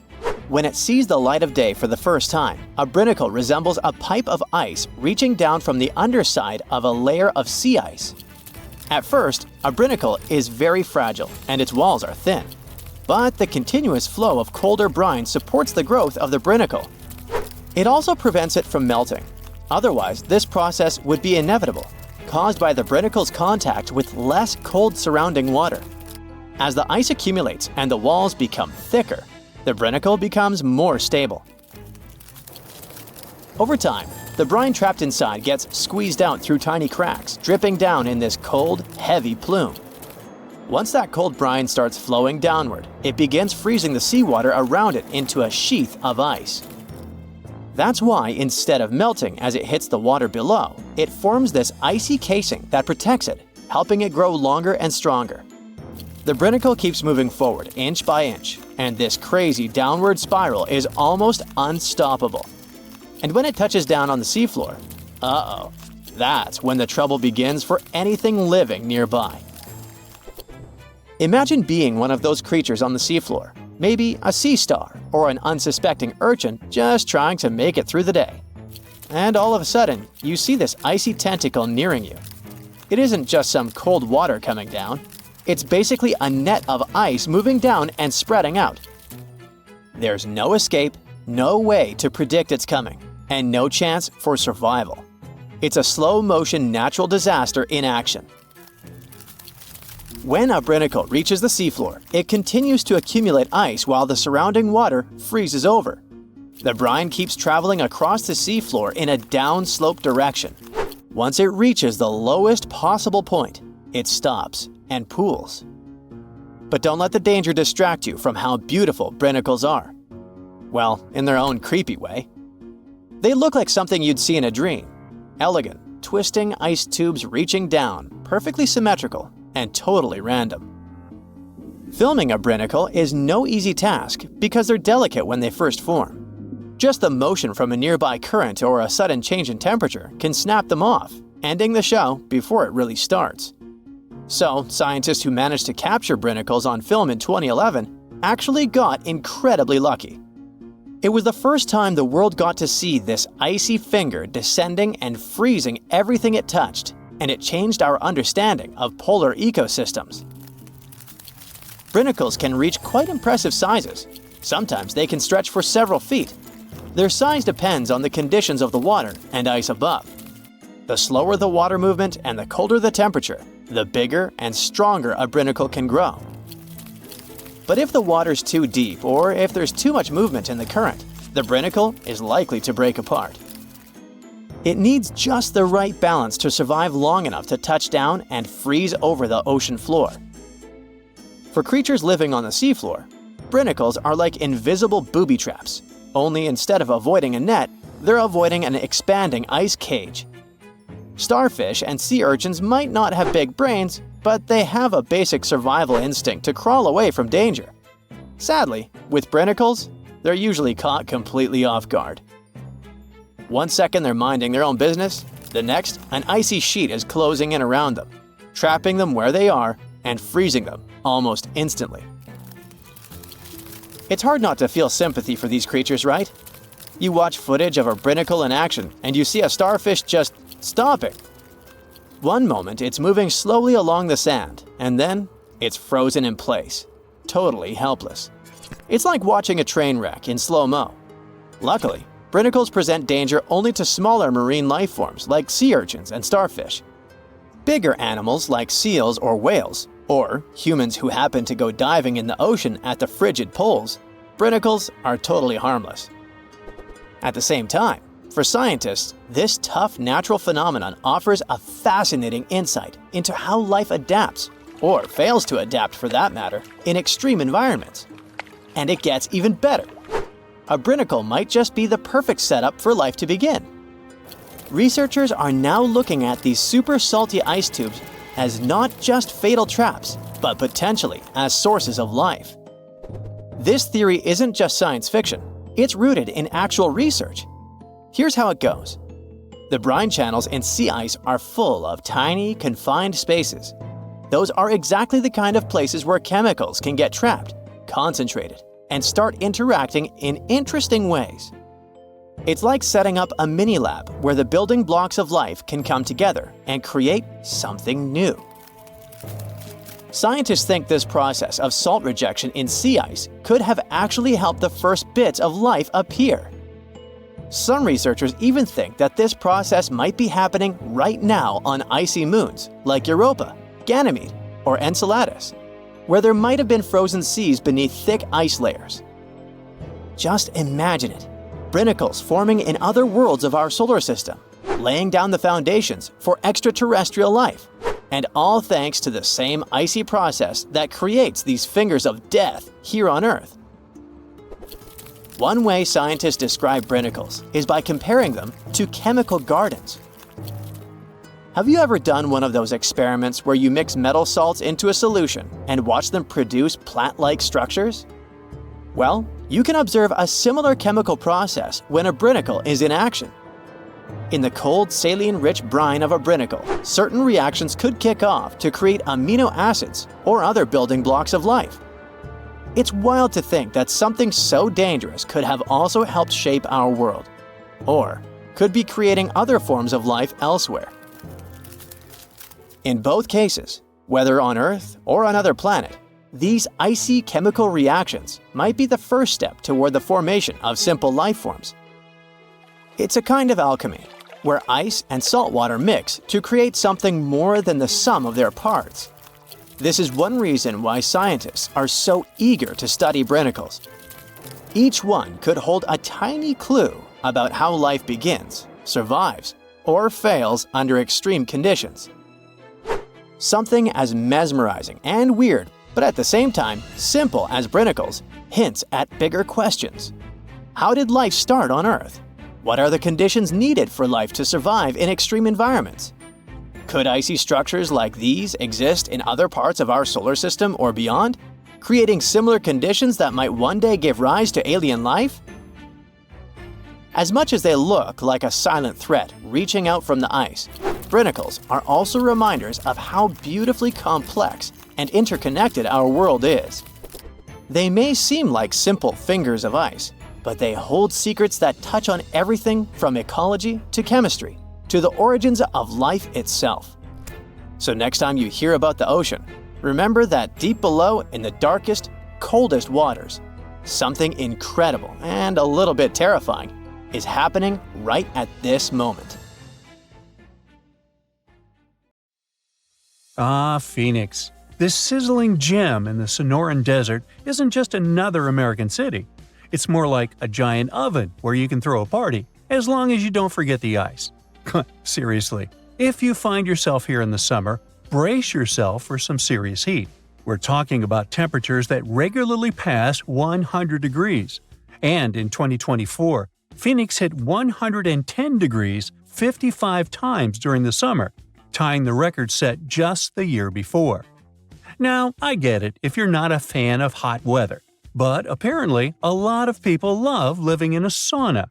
Phoenix ranks as the 5th largest city in the United States, and it is the capital and most populous city in Arizona, with 1.7 million residents as of 2024.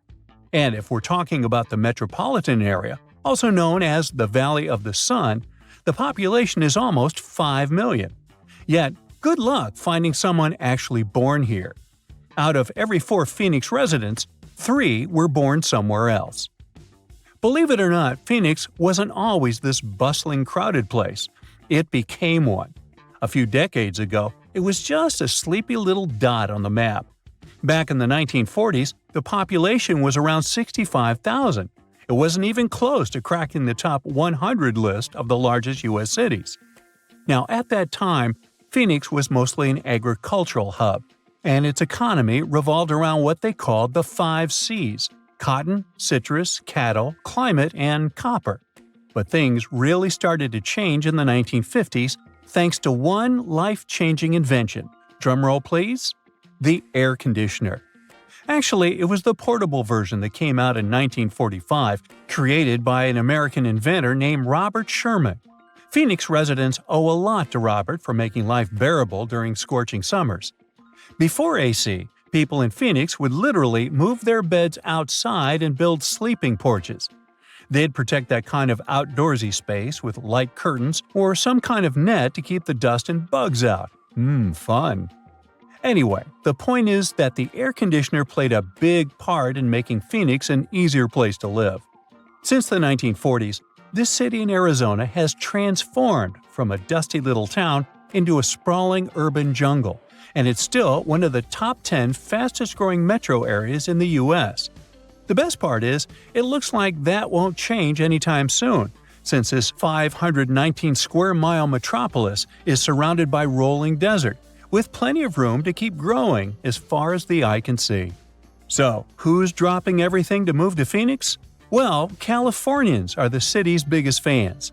According to a recent survey, a third of all new renters moving to Phoenix come from Los Angeles. Okay, that survey might not be the most reliable since it only applies to the source's clients, but it does line up with U.S. Census Bureau data from 2019, which says that 70,000 Californians moved to Arizona in the previous year. The connection between Phoenix and LA is so strong that some people even call Phoenix the next LA. You've got to give Phoenix credit for capitalizing on its proximity to Southern California. The city offers lower taxes, fewer regulations, and lower costs of living, which makes it a magnet for businesses, especially in high-tech and service industries. So, in the 90s, Phoenix was considered a non-stop generator of jobs. In the last few years, we've seen the number of jobs only go up, and the unemployment rate has dropped by nearly half, going from 6.3 in January 2014 to 3.4 in the same month in 2024. Now, when it comes to big city problems, you can't avoid talking about traffic. But here's another reason why Phoenix is a dream city. It doesn't even come close to the traffic nightmares you find in places like LA. Estimates show that people in Los Angeles waste about 119 hours a year just sitting in traffic. But in Phoenix, it's more like 61 hours. Huge difference, huh? And let's not even start talking about the money people waste just sitting in traffic. In LA, drivers burn through about $2,440 worth of gas per year. In Phoenix, they waste 25 gallons of fuel, which ends up costing about $952. Yeah, that's still a lot of cash, but compared to LA, come on, that's a steal. Phoenix being okay in terms of traffic might have a lot to do with how the city was designed. Just take a look at a map of Phoenix. You'll notice it looks like someone took a ruler and drew perfectly straight lines for the roads. That's because the city was laid out in a grid system. This setup makes it so much easier to get around, especially compared to cities full of confusing twists, U-turns, and one-way streets. It just simplifies things, whether you're a local or a tourist. Plus, Phoenix has nice wide streets. Most cities have one major road and a bunch of narrow streets that just can't handle heavy traffic. But Phoenix has wide roads everywhere. So, when the freeways get jammed, you can just hop onto a parallel street and still get to work without stressing out too much. When you look at all the job opportunities and the relatively smooth traffic, it's no wonder people are willing to put up with the heat and move to Phoenix. But don't get it twisted, the heat is no joke. It is really, really hot and sunny out there.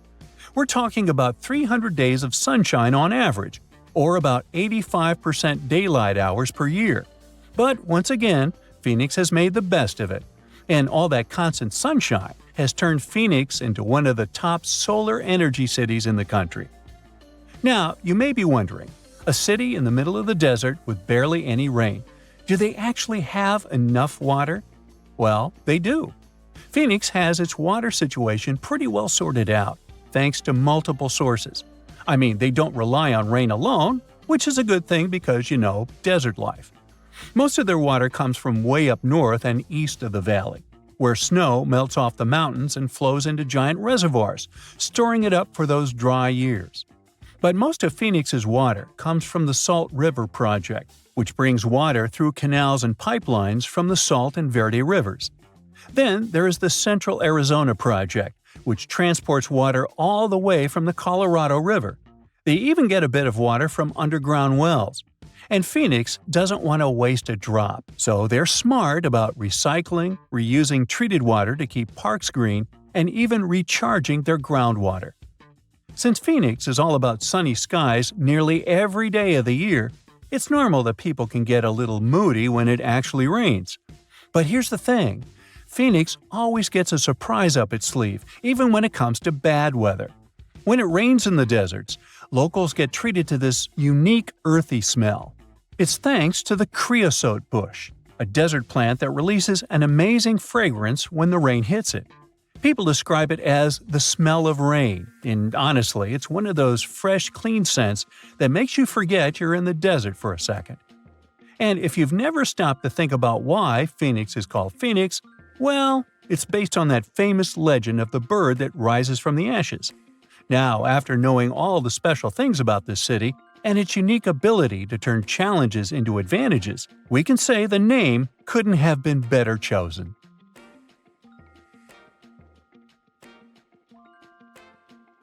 When you mention your plans to travel to Tristan da Cunha, the chances are your friends won't even know where this remote island is located. No wonder. Tristan da Cunha is considered the most remote inhabited archipelago in the world, with the nearest populated land, St. Helena, around 1,500 miles away. There are only 229 people living on Tristan da Cunha now. In such a close-knit community, everyone is someone's cousin, uncle, or maybe just a friend, but everyone knows each other for sure.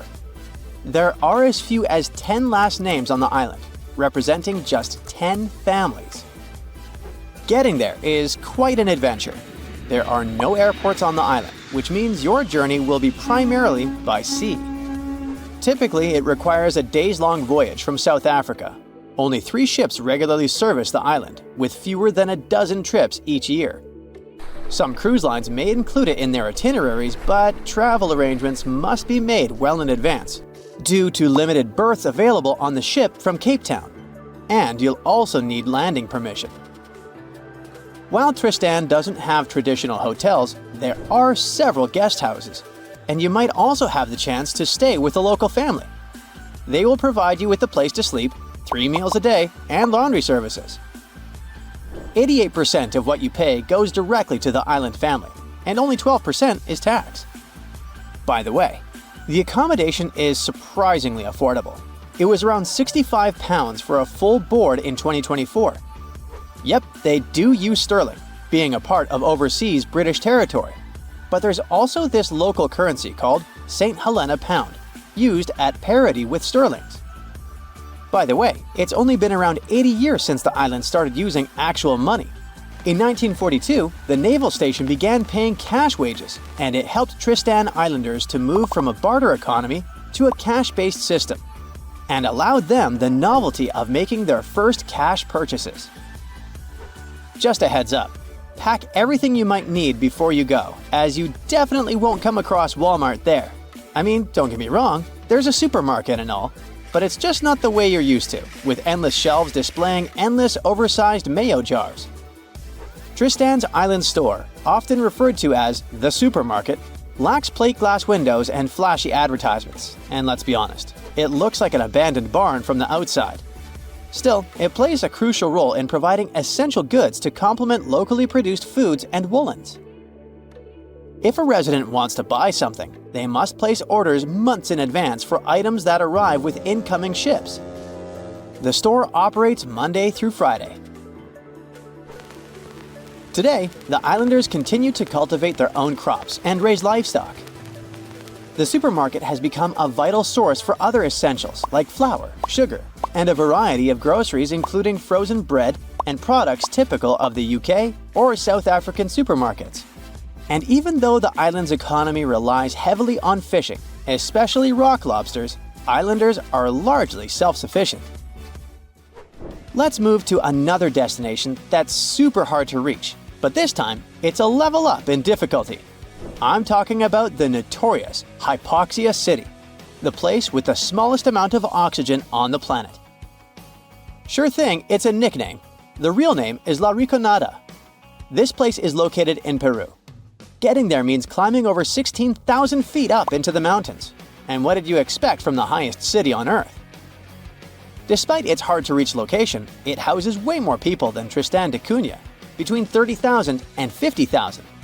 And while the island in the middle of nowhere looks idyllic, the Peruvian city of La Rinconada has very different looks.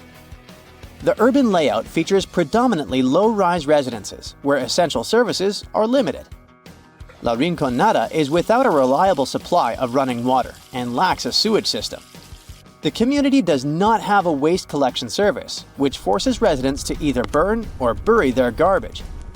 Moreover, Up until the early 2000s, La Rinconada did not have access to electricity. Most things, including the most essential foods, must be brought here from outside. Despite originally being a miner city, right now it has a wider range of activities to make your living. Some people are busy with trading, food, clothes, you name it. Others provide services, and some people even open public restrooms. Architectural-wise, La Rinconada has very little to offer. The pattern is quite predictable. Huts made from corrugated metal that are unstable and rusting. The choice of materials is dictated by practicality.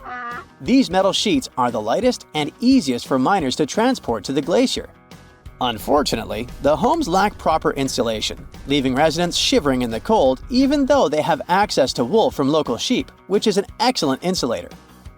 Sturdier rock homes exist but are rare, typically inhabited by wealthier miners. While the architecture might not be particularly captivating, the vistas certainly are. In nearly every spot in La Rinconada, a glance upward reveals La Bella Durmiente, or Sleeping Beauty, a massive glacier towering over the town.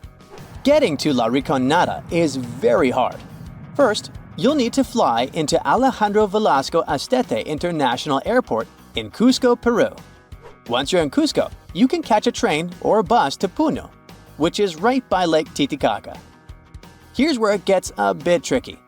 The only way to really get up to La Rinconada is by hitchhiking or finding a ride into the mountains. There might be some buses, but they don't run on a set schedule. If you're up for it, you can rent a car, but be warned, the roads can be pretty rough and tricky to navigate. So a little extra caution goes a long way on this adventure. Unlike Tristan da Cunha, where they adopted cashback in the 1940s, La Rinconada doesn't rely much on it. The economy of this place is based mainly on gold mines. The mines are unguarded, unregulated, and often dangerous. Miners work for 30 days under a cachorreo system, where on the 31st day, they're allowed to take as much ore from the mine as they can carry as a form of payment. La Rinconada has no bank, but it has many storefront fund transfer agencies, which miners use to wire money to their families. Still, they never know how much they're gonna send. Our next destination is Svalbard, a place that might seem unwelcoming due to its climate. But locals embrace everyone with open arms. No visa is required if you want to visit or even work there. Located near the top of the world, Svalbard offers a unique and remote charm. The capital, Longyearbyen, is home to a fascinatingly diverse community, with over 50 nationalities represented among its 2,400 residents. You might even spot a polar bear wandering into town on occasion. The living space is compact. There's just one grocery store, and the streets are numbered instead of named, adding to the town's distinctive feel. Longyearbyen also boasts a university center with around 300 students. Interestingly, every student must learn to use firearms for safety in the surrounding wilderness. Originally, it was founded as a mining town, just like La Rinconada, but the focus has shifted mainly to tourism. However, a quirky tradition remains from its mining days. Visitors and residents alike take off their shoes when entering hotels and restaurants, a practice born out of the need to keep coal dust at bay. The last destination for today is Palmerston Island, a remote coral atoll in the Cook Islands, located about 290 miles northwest of Rarotonga. Famous traveler James Cook visited it on June 16, 1774, and the place was uninhabited at the time, despite ancient graves found there. Today, the island supports a small population of just 25 residents, primarily descendants of 19th century English sailor William Marsters. Marsters arrived in 1863 with 2 Polynesian wives and later added a third. He fathered 23 children. Fishing is the mainstay of the local economy, resembling subsistence living due to the island's isolation. Modern amenities and communication services are available. Although there's no airport, cargo ships visit periodically. Tunnels, metro, underground systems, and even secret passageways to the houses of the rich and famous. Why else do we need tunnels, you may wonder? To hide. Many cities have underground tunnels and even underground doppelgangers. Now let's make it clear. Those passages are normally not connected, contrary to the popular rumor claiming that it was possible to get from Scotland to Turkey using underground passageways built around 5,000 years ago. I mean, it sounds insane even today. Imagine building it back in the day. These tunnels have an official name, the Erdstall Tunnels, and they were most likely built in the Middle Ages. However, we still don't have the exact information about the date. The highest concentration of those tunnels are in Bavaria, Germany, but there are many of them in Great Britain and France too. Erdstall tunnels, a unique type of earthen passage found globally, are characterized by their narrow, oval-shaped corridors and tight choke points, known as schlups, or slip-outs. Despite speculation, their purpose remains a mystery. However, some of those tunnels have fireplaces and even vents, which might mean those were used primarily for shelter. Dating back to the Middle Ages, possibly as early as the 12th century, Erdstall tunnels lack archaeological signs and historical records, so it's not a surprise that there are many rumors about their use. Some scientists are sure those were storage spaces, though their narrowness makes this impractical. Another idea is that they provided hiding spots for farmers during tribal raids. However, their single entry point raises doubts about their effectiveness in evading threats. Now, if you're feeling like Indiana Jones and want to venture into those tunnels, you're in luck. A few structures, like the Erdstall Radkobluken in Austria, welcome visitors to explore these enigmatic structures. Most of them are closed to the public eye, though. The origins of Erdstall tunnels remain largely unknown, just like their real functions. And if you think, hey, it's the 21st century here, we can study pretty much everything, well, you're wrong. What makes these tunnels hard to study are the tight confines. Traditional surveying methods often prove inadequate in such spaces. To solve this problem, scientists use a handheld device that integrates an RGB camera, a gyroscope, and high-resolution depth sensors, allowing them to capture intricate details of the tunnels. They also use modern techniques like 3D surveying in hopes of uncovering the true origins and purposes of those tunnels. One hypothesis even suggests they may have been poorly conceived dwellings, abandoned when their inadequacies became apparent. Still, not everyone quite agrees with this idea. Other theories suggest they served spiritual purposes, while the most intriguing idea speculates that those tunnels may be remnants of extraterrestrial civilizations. Experts believe they may have been used for practical matters, such as granaries or hiding spots from looters. As we don't have exact info on who built it and when, it may be pretty much anyone, even a sloth. Nope, I'm not a lunatic. Sloths can build giant tunnels. Check this out. In 2009, a farmer in southern Brazil was driving his tractor through a cornfield when it suddenly sank into the ground. He quickly discovered he had broken through the top of an underground tunnel. When researchers came to investigate, they found a tunnel around 6.5 feet high and the same 6.5 feet wide, extending about 50 feet long, right beneath the farmer's house. When they looked closer, they instantly saw deep claw marks on the walls. That was the proof the tunnel wasn't human-made.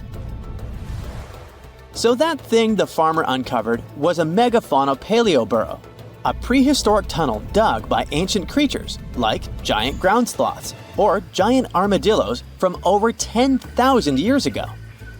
I know, it's hard to imagine those beasts, but let me help you. Take a hamster. Now, increase it to the size of an elephant. Don't forget, this 13-foot tall hamster could also walk on two legs. During their time, around 15 million to 10,000 years ago, many species of sloths and giant armadillos roamed the Americas, some even digging similar tunnels.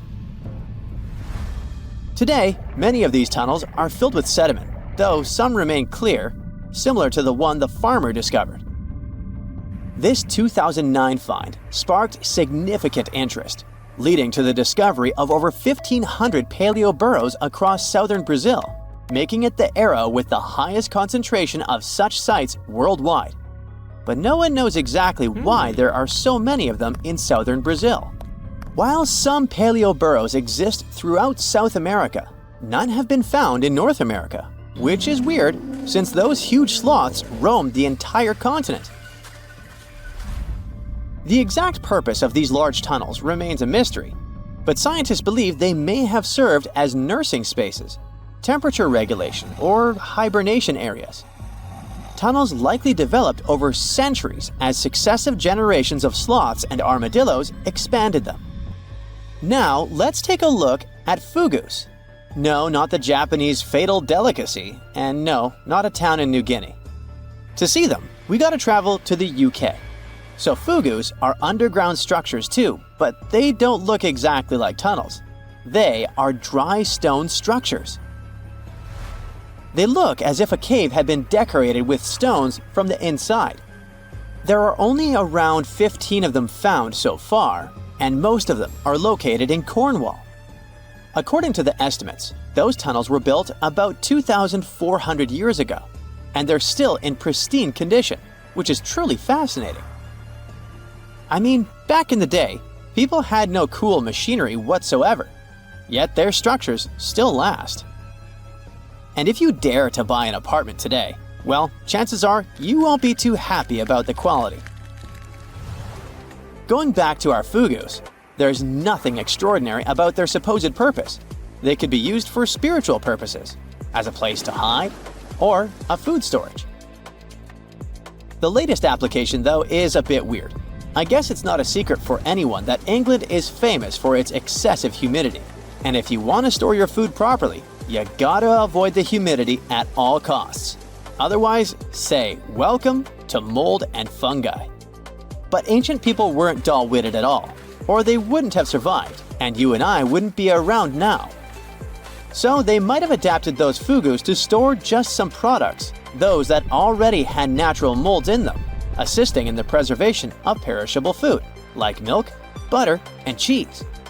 But hey, those are just speculations. The true reason why they were built remains unknown. What makes fugus unique is that they are intentionally built tunnels, not just excavated mines like those in Wales. They were crafted by digging deep trenches, lining them with stone slabs, covering them with capstones, and then filling over them, all of which took significant time and effort. Still, no matter how hard those were to construct, cities around the globe are often built over intricate tunnel systems, each unique to its location. For instance, Paris is famous for its extensive underground quarries, which were abandoned years ago, but still pose a risk of collapse in certain areas above. London boasts one of the largest tunnel networks in the world, including many that were specifically created for military purposes. In New York City, there are rumors of secret tunnels, while Los Angeles has old tunnels from the Prohibition era used for speakeasies. Many other cities also have their share of enigmatic tunnels, and surprisingly, Florida is no exception. It happened in the year 2011 in Ybor City. Near a former post office, flooding uncovered something weird, a section of an unknown structure. Back then, people didn't pay much attention to that, so it took another 7 years to discover something truly fascinating. This historic neighborhood was founded in the 1880s, but it remained unknown until 2018 that it also has a hidden tunnel network. We only learned of it because of renovation work. The exact purpose, of course, is unknown, but most scientists are pretty sure that they serve to connect to early gaming spots and the port of Tampa. Figuring out how extensive the tunnel network is tricky. In 2018, a historic home in Seminole Heights revealed locked doors leading to tunnels from the 1920s. One local even said he traveled through a tunnel for 20 minutes. Rumors suggest some tunnels connect to the Hillsborough River and Ybor City. Research is ongoing, but no new info has emerged yet. On January 14, 2022, residents of Anchorage, Alaska, heard a series of loud bangs. They didn't stop for a half an hour. As they found later, the source of the bangs was almost 6,000 miles away in the Tongan archipelago in the southern Pacific Ocean.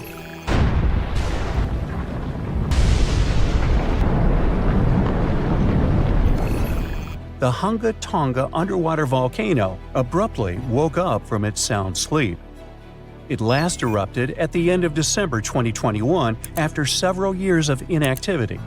Hunga Tonga sent a large plume of ash into the stratosphere that was seen in the capital city of Tonga, 43 miles away from the volcano. In the following days, it was emitting steam and gas to the height of 7 miles. Plus, it was letting out ash that accumulated next to it and even made the island on which it was standing increase in size. Then, it went back to sleep, and the officials even announced it was dormant. But just a couple of weeks later, it woke up again with a crazy force. It sent ash clouds 12 miles into the atmosphere. It blocked the sun in some places and rained down from the sky. The sound waves from the eruption traveled around the planet several times. People in Fiji heard a sound that reminded them of thunder. Some booms even reached Canada.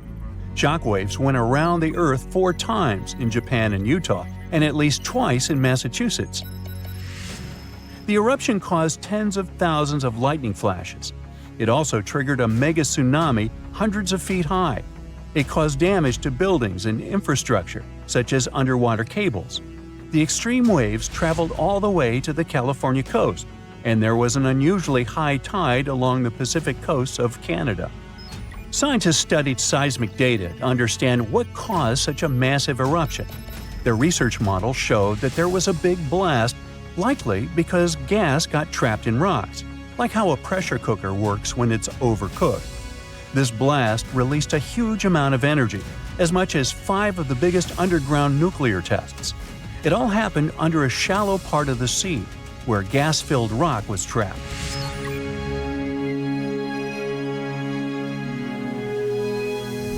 Now, normally when a volcano erupts, the fumes cause a temporary cooling effect on the Earth's surface. But Hunga Tonga's eruption was different. It didn't produce many fumes, but released a massive amount of water vapor, equal to 60,000 Olympic swimming pools.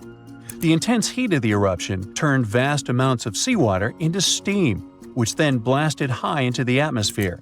All that water vapor ended up in the stratosphere, a layer of the atmosphere that's too dry to form clouds or rain.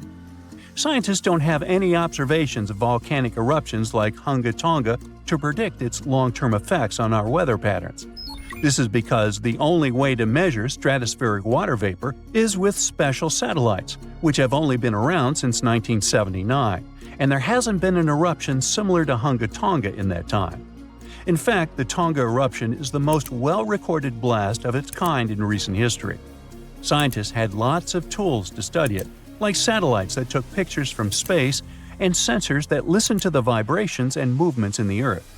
There was a similar eruption in 1991 at a volcano in the Philippines, but back then, they didn't have as many advanced tools as they do now to study it closely. Experts from different countries looked at satellite data right after the Hunga Tonga eruption. They wanted to find out how long water vapor would stay in the stratosphere, where it would go, and of course, what this would mean for the planet and for all of us. The first big result of the eruption, at least partially, was a huge hole in the stratosphere that was hanging on for several months in 2023. By the time it appeared, the water vapor had reached the polar stratosphere over Antarctica. But Hunga Tonga ended up with just a minimal effect on global average temperatures, at least for now. Let's just hope it won't repeat the story of Mount Tambora volcano in present-day Indonesia. Over 2 centuries ago, in 1815, this bad guy interrupted and caused the year without a summer. In the following year, the winter was unusually cold and wet across Europe and North America. There were also some catastrophic tsunamis, destroying homes that took 10,000 lives and 80,000 more who fell ill in the aftermath. Now, you can't miss an event like Hunga Tonga or Tambora eruption, but some underwater volcanoes are discovered by accident. A passenger on a commercial flight looked out her window above the Pacific Ocean and saw a weirdly colored patch on the water. She thought it could be an oil slick or a floating pumice raft, which is a telltale sign of a recent volcanic eruption. She decided to send a photo of this scene to a geologist. And that's how scientists found one of the largest volcanoes in the world, Havre. It's hiding about 3,000 feet below the surface. In 2012, Havre had a massive eruption that lasted about 90 days. Hot lava poured out of 14 different vents around the volcano's semicircle-shaped opening. Havre is just one of many volcanic systems covered by thousands of feet of water. These volcanoes are the most active on Earth and are part of a giant system called mid-ocean ridges that stretches around the world. This system produces about 75% of all the magma that comes out of Earth's volcanoes each year. It releases over half a cubic mile of lava. When the magma cools down, it forms the edges of new ocean plates, which are like giant puzzle pieces that make up the Earth's crust. A team of scientists studied material left on the ocean floor by volcanic eruptions from the Bronze Age. About 3,600 years ago, a volcano that was partly underwater in the southern Aegean Sea woke up with a bang. This eruption destroyed the island of Santorini and sent massive amounts of ash, rocks, and gases into the air. It left behind thick layers of ash and rock that settled in piles on the ocean floor. Scientists have been studying the ancient Santorini eruption for several years to figure out what happens during such massive ones. Their research helps explain how future volcanic eruptions could affect the weather on our planet. The study also helps scientists understand the strength of the eruptions, how high the eruption columns might go, and the sizes of the waves that form when all that ash and rock settles into terraces on the ocean floor. This information will help predict the dangers of future eruptions. Now, when a volcano erupts, the last place you want to be is inside it. But scientists did it for you. Well, kinda. They produced a smart new imaging technique that uses the best ideas from medical imaging and optical telescopes. Matrix imaging, that's what it's called, makes it easier to understand what's happening underground, even when there aren't many sensors available. These sensors, called geophones, detect and record the movement of seismic waves, which are vibrations that travel through the Earth. By studying these waves, scientists can learn about the distinct types of rocks and how they are arranged beneath the surface. The researchers test their method on a volcano in Guadalupe in the Caribbean Sea. There aren't so many geophones on this site, but the scientists combined the data from multiple geophones thanks to this new tech. They used a special trick called the memory effect to reverse the distortions that happen when seismic waves bounce off different underground materials and figure out what the original signals look like. The researchers could clearly see the structure inside the volcano down to a depth of about 6 miles, with incredibly detailed images in a resolution of over 300 feet. They found out that there are many layers of magma stored underground. These layers are connected to other deep parts of the Earth. Knowing about these layers and how they work could help scientists make better guesses about when a volcano might erupt. If they can do that, they might be able to warn people earlier and keep them safe from dangerous eruptions. Hey, look at this rock. At first sight, it looks like a regular boring rock, the likes of which you can see when walking along the beach. Its color doesn't stand out, and its weight is pretty regular, around 4 pounds.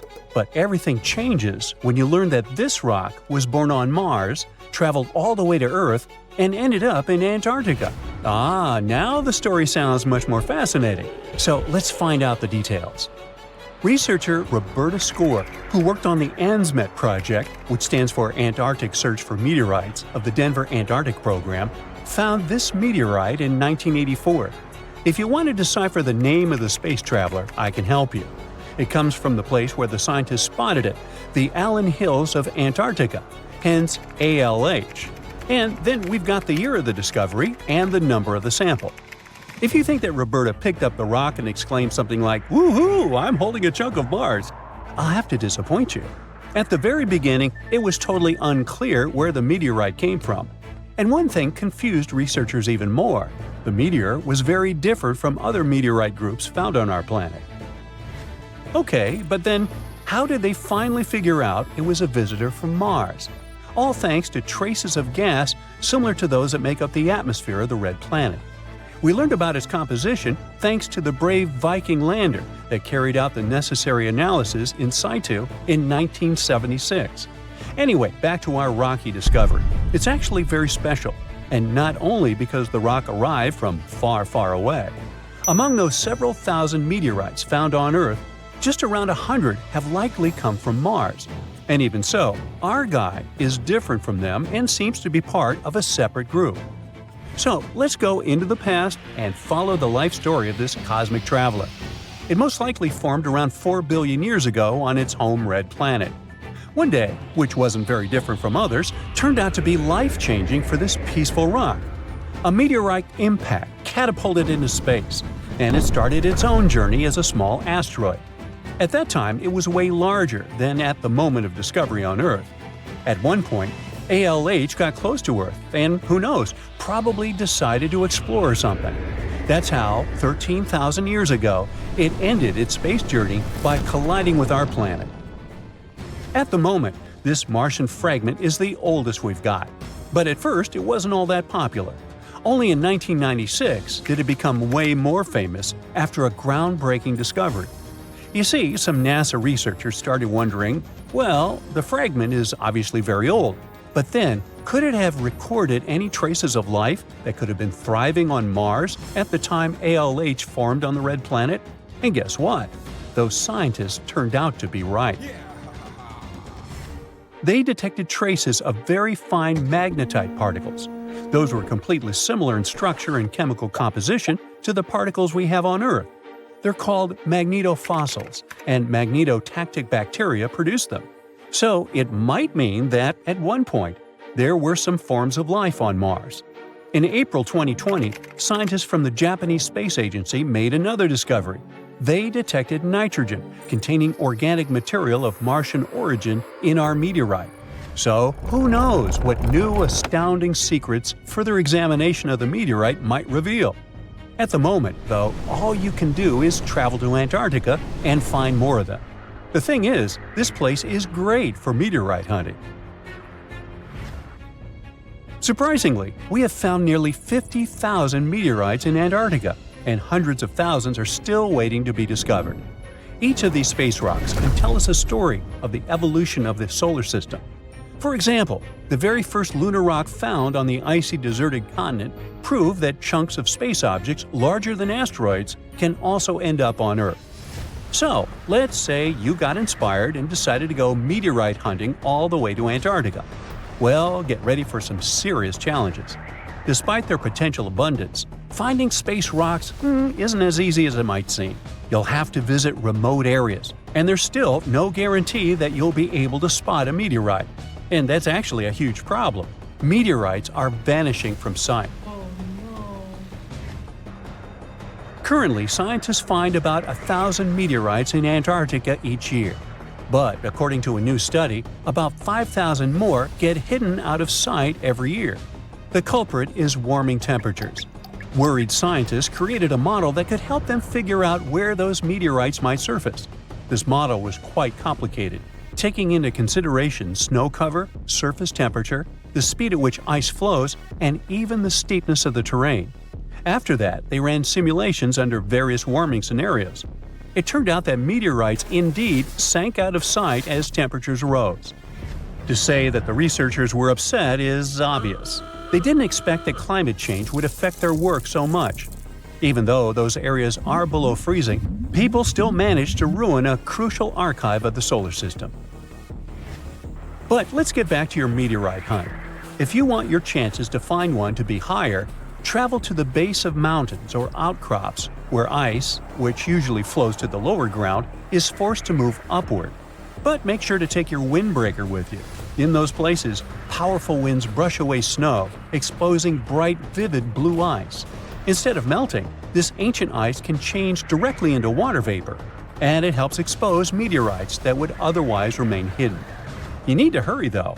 Meteorites at the surface disappear quickly. Even when temperatures are well below freezing, the rocks can still absorb some of the sun's heat and melt the ice. It's like they're creating underground, or shall I say under ice, tunnels for themselves, sinking and hiding from sight. Sometime later, refreezing closes the entrance to those tunnels, effectively trapping meteorites inside, tucked out of sight. Now, scientists admit it's very tricky to find working methods to spot meteorites, and if we don't hurry and develop such methods, we might lose between 80,000 and 250,000 space rocks in total. No wonder scientists are on a mission to find more meteorites. They're focusing on meteorite stranding zones. Those are places where meteorites often gather on the surface because of specific features of geology, ice flow, and climate conditions. As you already know, you can find meteorites on blue ice without snow cover. This makes meteorites easy to spot.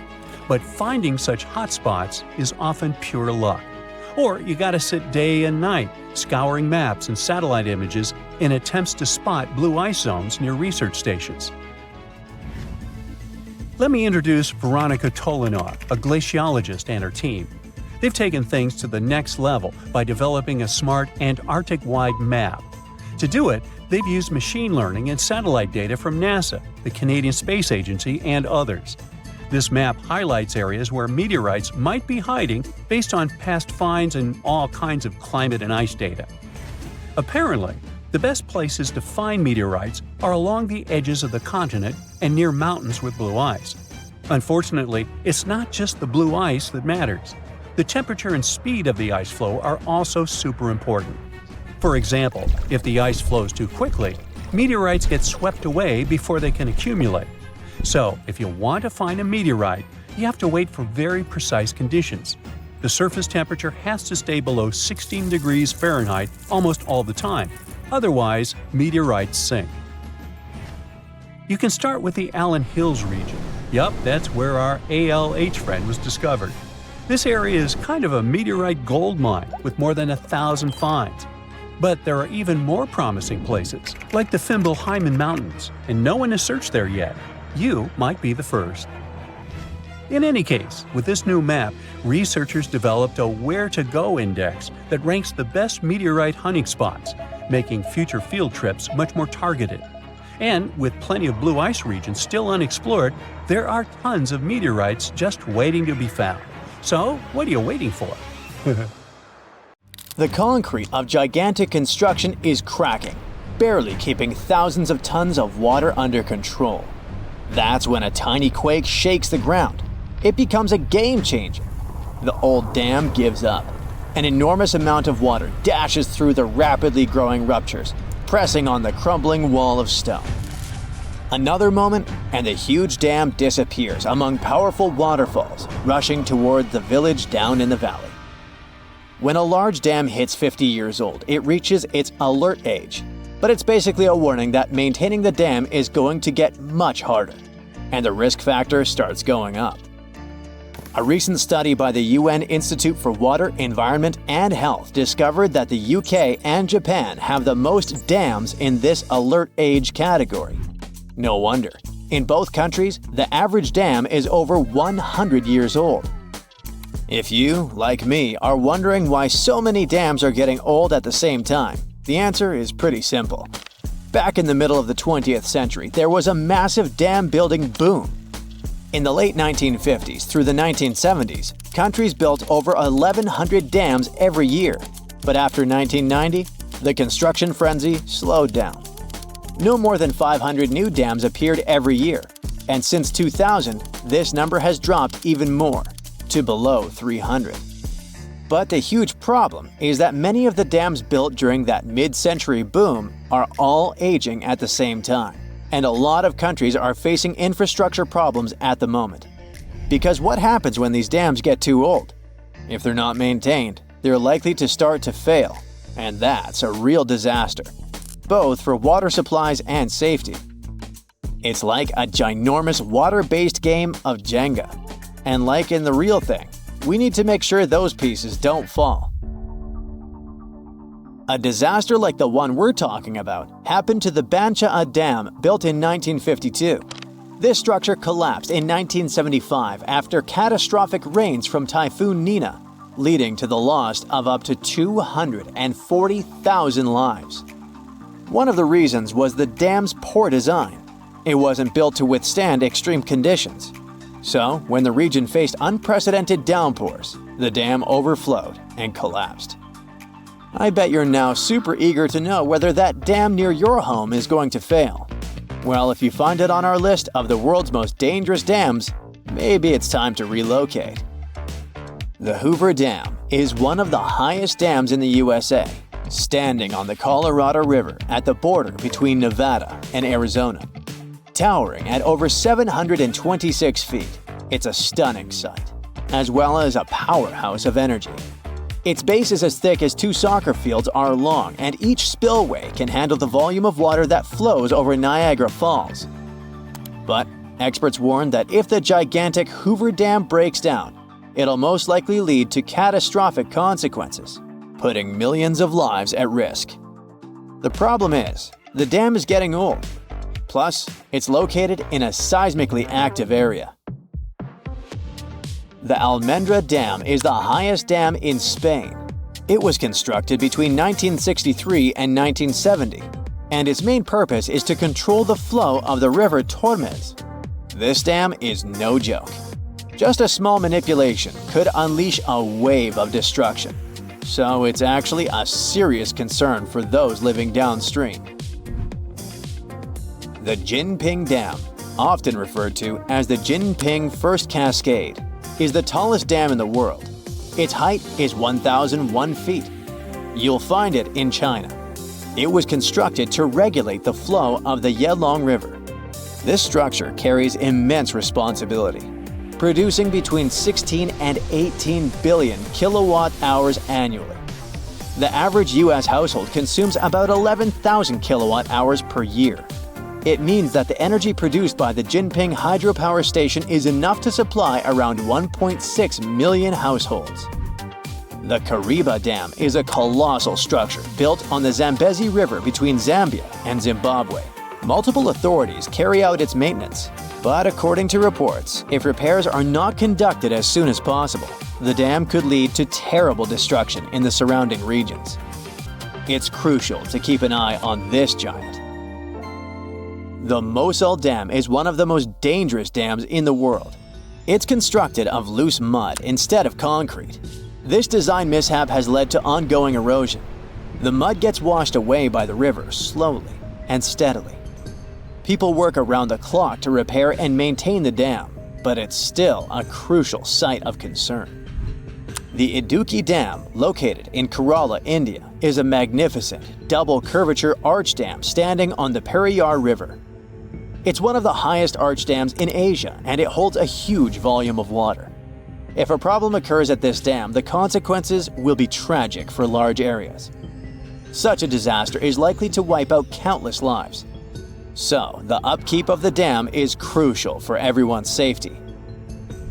The Three Gorges Dam in China is one of the largest dams in the world and the world's biggest hydroelectric power station, completed in 2012. The dam is nearly 600 feet tall and stretches for 7,660 feet. That's more than half the width of Manhattan. The construction is so huge and powerful that experts say it's even had serious impacts on Earth itself. For example, affecting the rotation of our planet. However great it is, this dam poses a serious risk to the environment and safety. For one thing, it was built in an earthquake-prone area. Yikes. Plus, sediment buildup in the reservoir might make the construction less stable. Also, when they were building this dam, they had to relocate over 1 million people and significantly change the ecosystem. Famous for its beauty, the Monticello Dam in the USA attracts thousands of visitors each year. One of the reasons people are so eager to come there is its captivating glory hole. Indeed, at first sight, it may look like a picturesque feature. But in reality, this glory hole is actually a doorway to danger. It's basically a giant concrete funnel sticking up out of the dam. When the lake's surface level rises over 440 feet above sea level, which is close to overflowing the dam, the water starts draining out through the funnel as if from a bathtub. It creates a hypnotizing swirl, but you wouldn't want to get too close and get lost in the process. Nestled on the Columbia River in Washington, The Grand Coulee Dam has been powering the Pacific Northwest since 1942.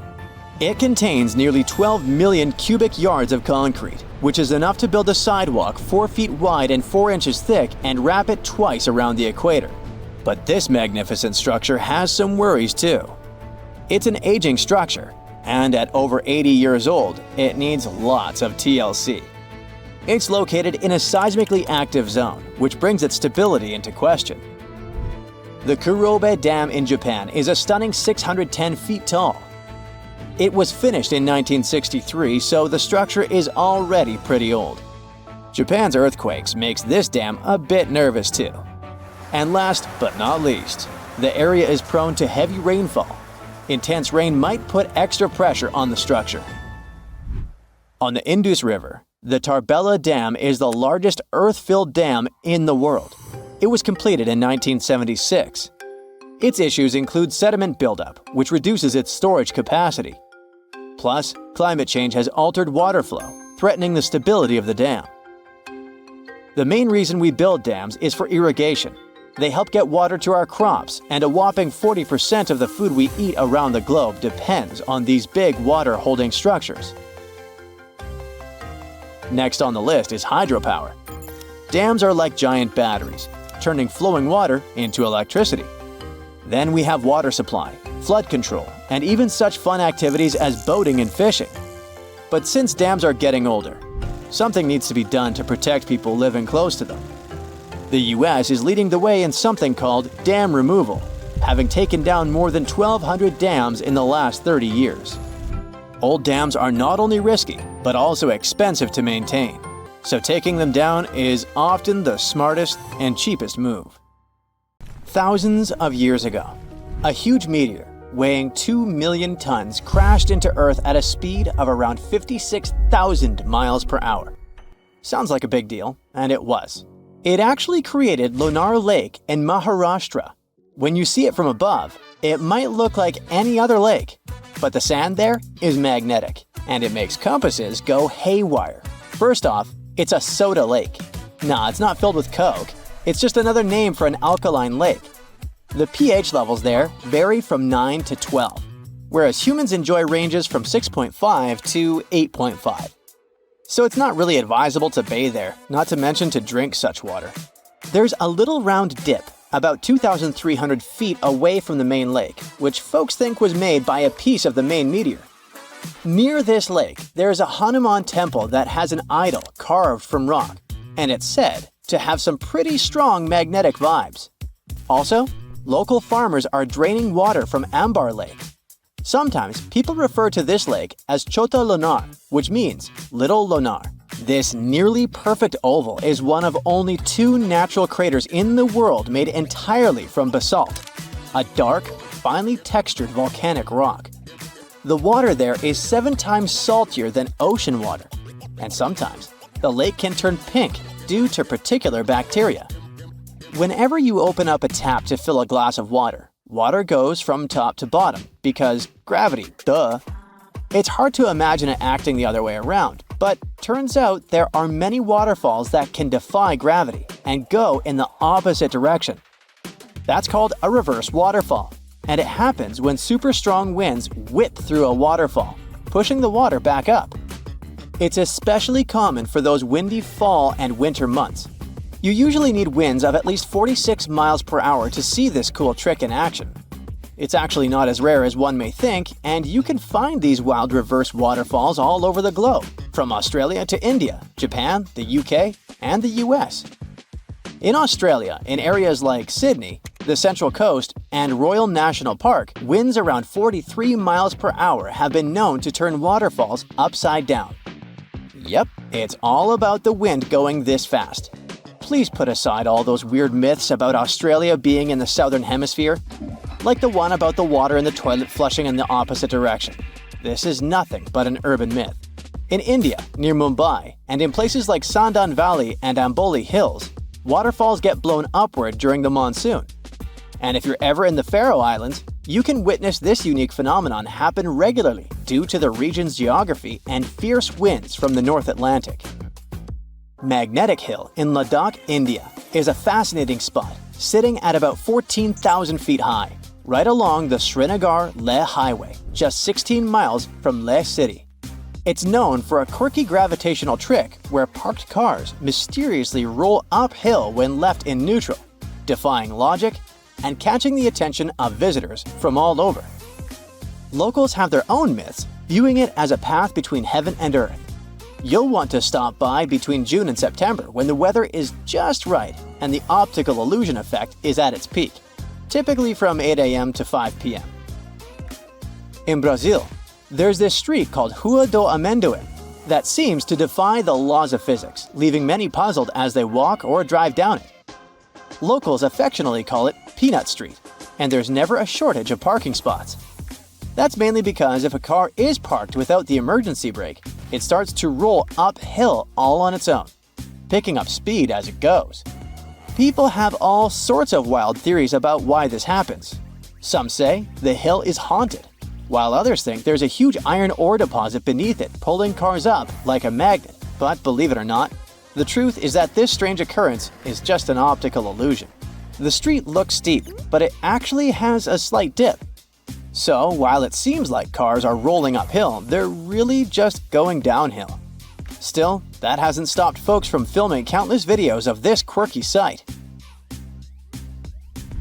Located on the beautiful Black Sea coast, Ureki is a chill beach resort town known for its unique magnetic sands that are all about health and wellness. These sands have been getting attention for their healing powers since the 1800s. Helping people tackle various health issues. Ureki's magnetic sand is packed with minerals like magnetite and quartz. It's got an unusual magnetic content of about 23%, making its magnetic field way stronger than that of regular sand. The Hessdalen Lights are mysterious glowing orbs seen in a 7-mile stretch of the Hessdalen Valley in central Norway. These lights have been popping up since at least the 1930s and can be spotted both day and night. They usually shine in bright white, yellow, or red and can hover, move quickly, or sway gently. Their appearances can last from a few seconds to over an hour. Though there were many sightings, especially between 1981 and 1984, the frequency has gone down to about 10 to 20 a year as of 2010.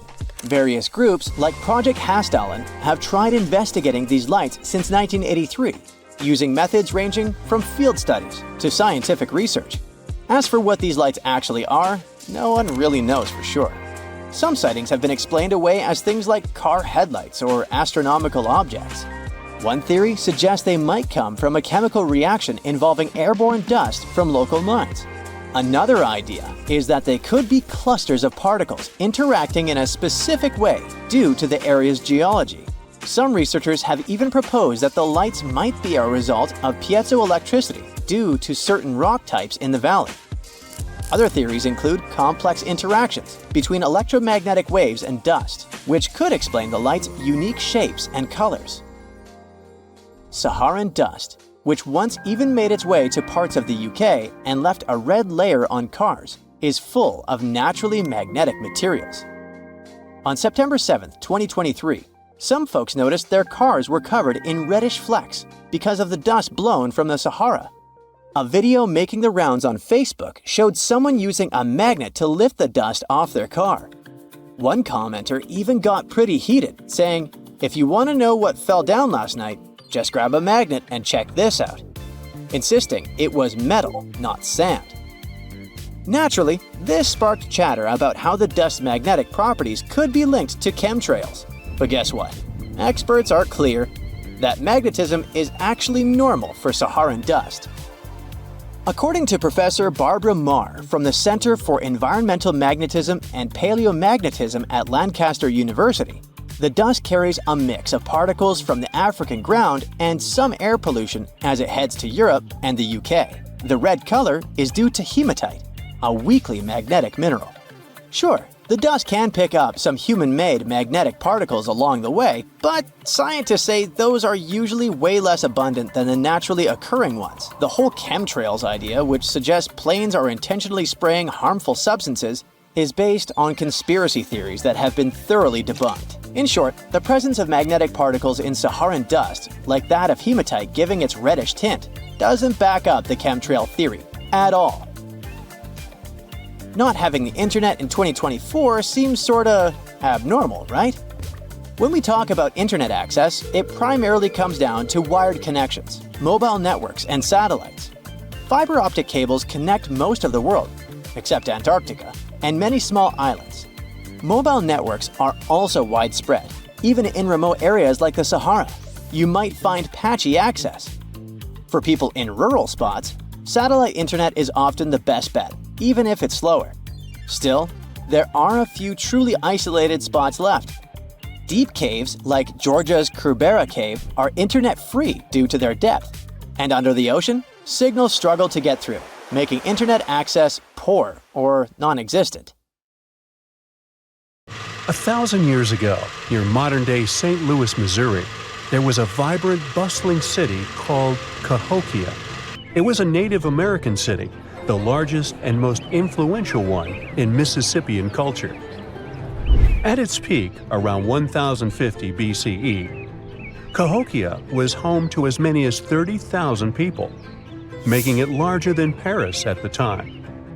But what's interesting is that Cahokia didn't have any big marketplace. Usually trade was the backbone of any big city, yet this one stood out for archaeologists.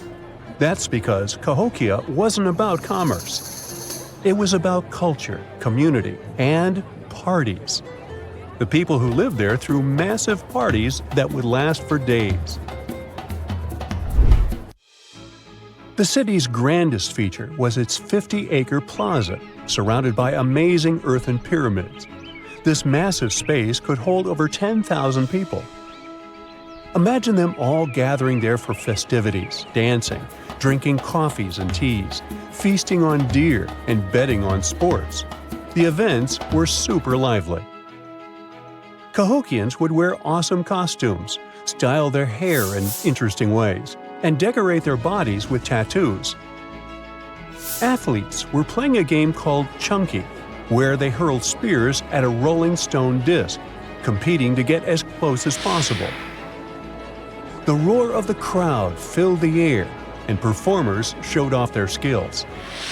These celebrations were so wild, they left traces in history. After the parties ended, Cahokians cleaned up by tossing leftovers into pits. Archaeologists have uncovered these waste pits, and they were filled with food remains and pottery. One pit alone contained the remains of 2,000 deer, and that's from a single event. They also found traces of yaupon holly, a caffeinated plant that was traded from hundreds of miles away. This just shows how much effort and thought Cahokians put in their celebrations. Would you like to live in a city like this? But aside from all the fun and games, Cahokia was also deeply complex and spiritual. The city was built on a landscape that mixed dry land with swampy patches. Many people believed that this symbolized the connection between the world of the living and the dead. The people of Cahokia saw their city as a bridge between these two realms.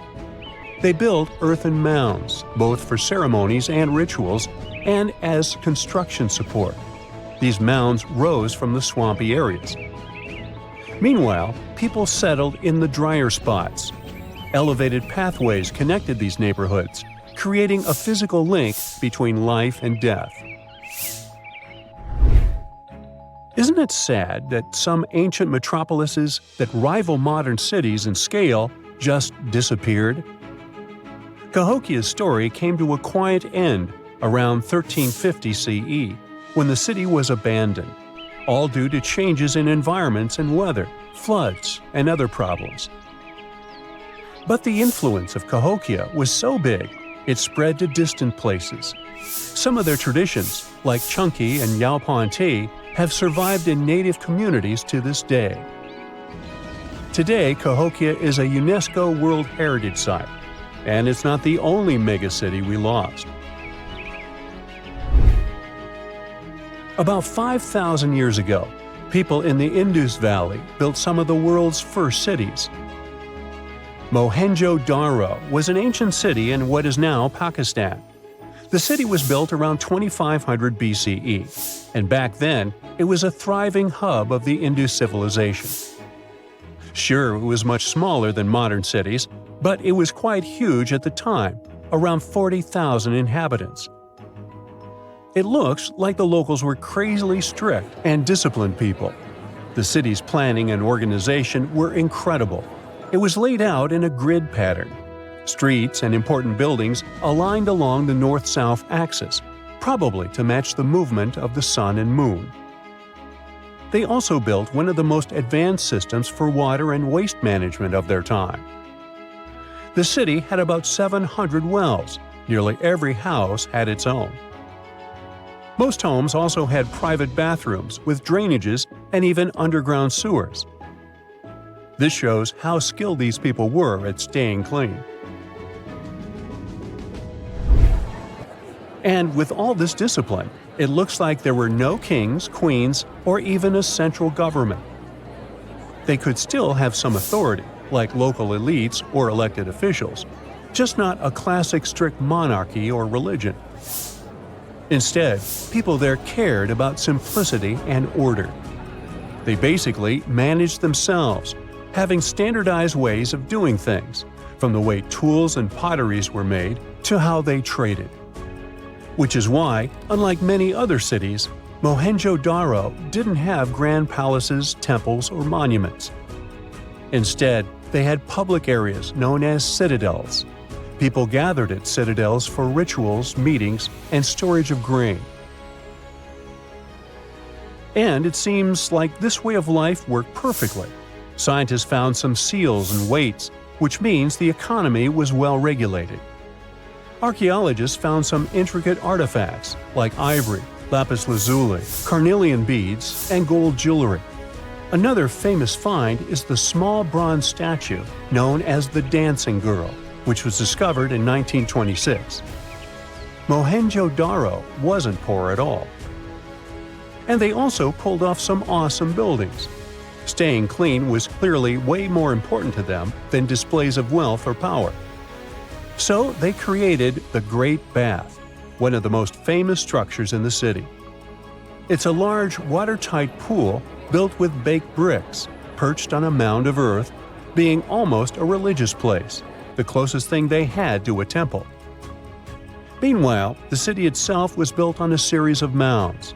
They grew taller over the centuries as people added new houses and structures. Why did the city fail? No one really knows. There's something mysterious about the sculptures archaeologists found. Many of them seemed intentionally broken. This means the city's later inhabitants, maybe invaders or something, destroyed them for some reason. Some scientists think that the Indus River may have shifted course, disrupting agriculture and trade. But there's no evidence of a flood or any big event like this. It just seems like, over time, the entire Indus civilization just gradually faded away. By 1900 BCE, the culture had shifted and didn't leave much behind. Let me tell you now about the ancient city of Kos, which is located where the modern town of Kos now stands in Greece. Imagine arriving by sea, and the first thing that hits you is the sheer grandeur of its agora, this massive public square built with stones in different colors, laid out on terraces that rise above you. It was one of the biggest in the ancient world, and it made a great impression on anyone approaching the city. This place has a rich history, dating back to around 2300 to 2200 BCE. A long time ago, local folk gathered up from different parts of the island to form a new city in the northeast. People have lived there since the Bronze Age, and over time, it became a super important center of culture and trade. And no wonder, since it's right near a natural harbor. The harbor was sheltered by two breakwaters, and people built some of the most important religious sites there, including the sanctuaries of Aphrodite and Hercules. Kos wasn't just beautiful, though. It had some brilliant design. The whole city was laid out in a neat grid, with streets crossing each other at perfect right angles, literally looking almost like a modern city. Thanks to this, moving around was super easy, and the blocks, or insulae, were big enough to fit several large houses. Kos remained largely unchanged until the 6th century CE. Over time, it started gradually shrinking in size, confined within the walls of what is now the Chora neighborhood. Meanwhile, Palmyra was an ancient city built around a beautiful oasis sometime around the 3rd millennium BCE. Originally known as Tadmor, this city flourished as a major stop on the Silk Road, linking the Near East with Asia. It was a thriving center of trade and culture. They had a marketplace, assembly buildings, grand gates. In other words, this place was bustling with life. The city has been through many hands throughout its history, from the Byzantine to Arab caliphates, which is probably why it had some awesome architecture. An interesting blend of Greco-Roman, Persian, and Arabic vibes. The Temple of Bel, the Great Colonnade, and a Roman-style theater. But, like all the others, it decayed over time. Palmyra's importance faded, and by the early 1400s, it had been largely destroyed. But at least its ruins remained. Right now, they're a UNESCO World Heritage Site. The South Pole is more than penguins and endless snow. There's a hidden ghost world within it. Look, it's right here on the globe. Don't confuse Antarctica with the Arctic, which is at the top of our maps. Much smaller in size, and, let's face it, way less mysterious. The ice sheet covering Antarctica is about 1 to 3 miles thick, which is up to 16 Eiffel Towers stacked on each other. This massive blanket hides the true features and contours of Antarctica's land. We still don't know much about this mysterious continent, and it is ice and snow that are to blame. We still don't even know the true shape and size of this continent. Mapping Antarctica without some huge shovels is an incredibly hard task. But satellites learned to penetrate the ice with their cameras. And now we know there's actually an enormous, dramatic ancient landscape beneath the snow. The ghost of the past. About 90 million years ago, Antarctica was a much warmer place. It was actually a lush rainforest with tons of plants and probably teeming with life. It even had rivers flowing through it. Then the ice came. This happened about 34 million years ago, during the transition from the Eocene to the Oligocene, when our planet cooled significantly. It was the beginning of one of our several ice ages. The land remained, but now was hidden under ice and snow that got thicker and thicker. To a regular eye, Antarctica turned into a white desert, vast, flat, and featureless. Time went on. This massive ice sheet moved around, smoothing and shifting the ground beneath it. Over the millions of years, it changed what the land looked like. Now, if we looked under the ice, it wouldn't hold any signs of the original South Pole, except for one place. In areas where the ice is especially thick and doesn't move much, like in East Antarctica, it has actually worked the other way around. It became like a super thick blanket that protects the land. Normally, things like wind or rain slowly wear away the ground over time, changing its shape. But since we have this protective ice blanket, it prevents these natural processes from reaching the stuff underneath. So, the ground stayed almost the same for millions of years, like it's been frozen in time. This special area near the Aurora and Schmidt subglacial basins has become the ghost of Antarctica's landscape. This place was barely touched even since it was first covered in snow 34 million years ago. This is a historical footprint, a place that can tell us what Antarctica's ground looked like before it became a freezing nightmare. As scientists peered under East Antarctica, they saw an amazing ghost.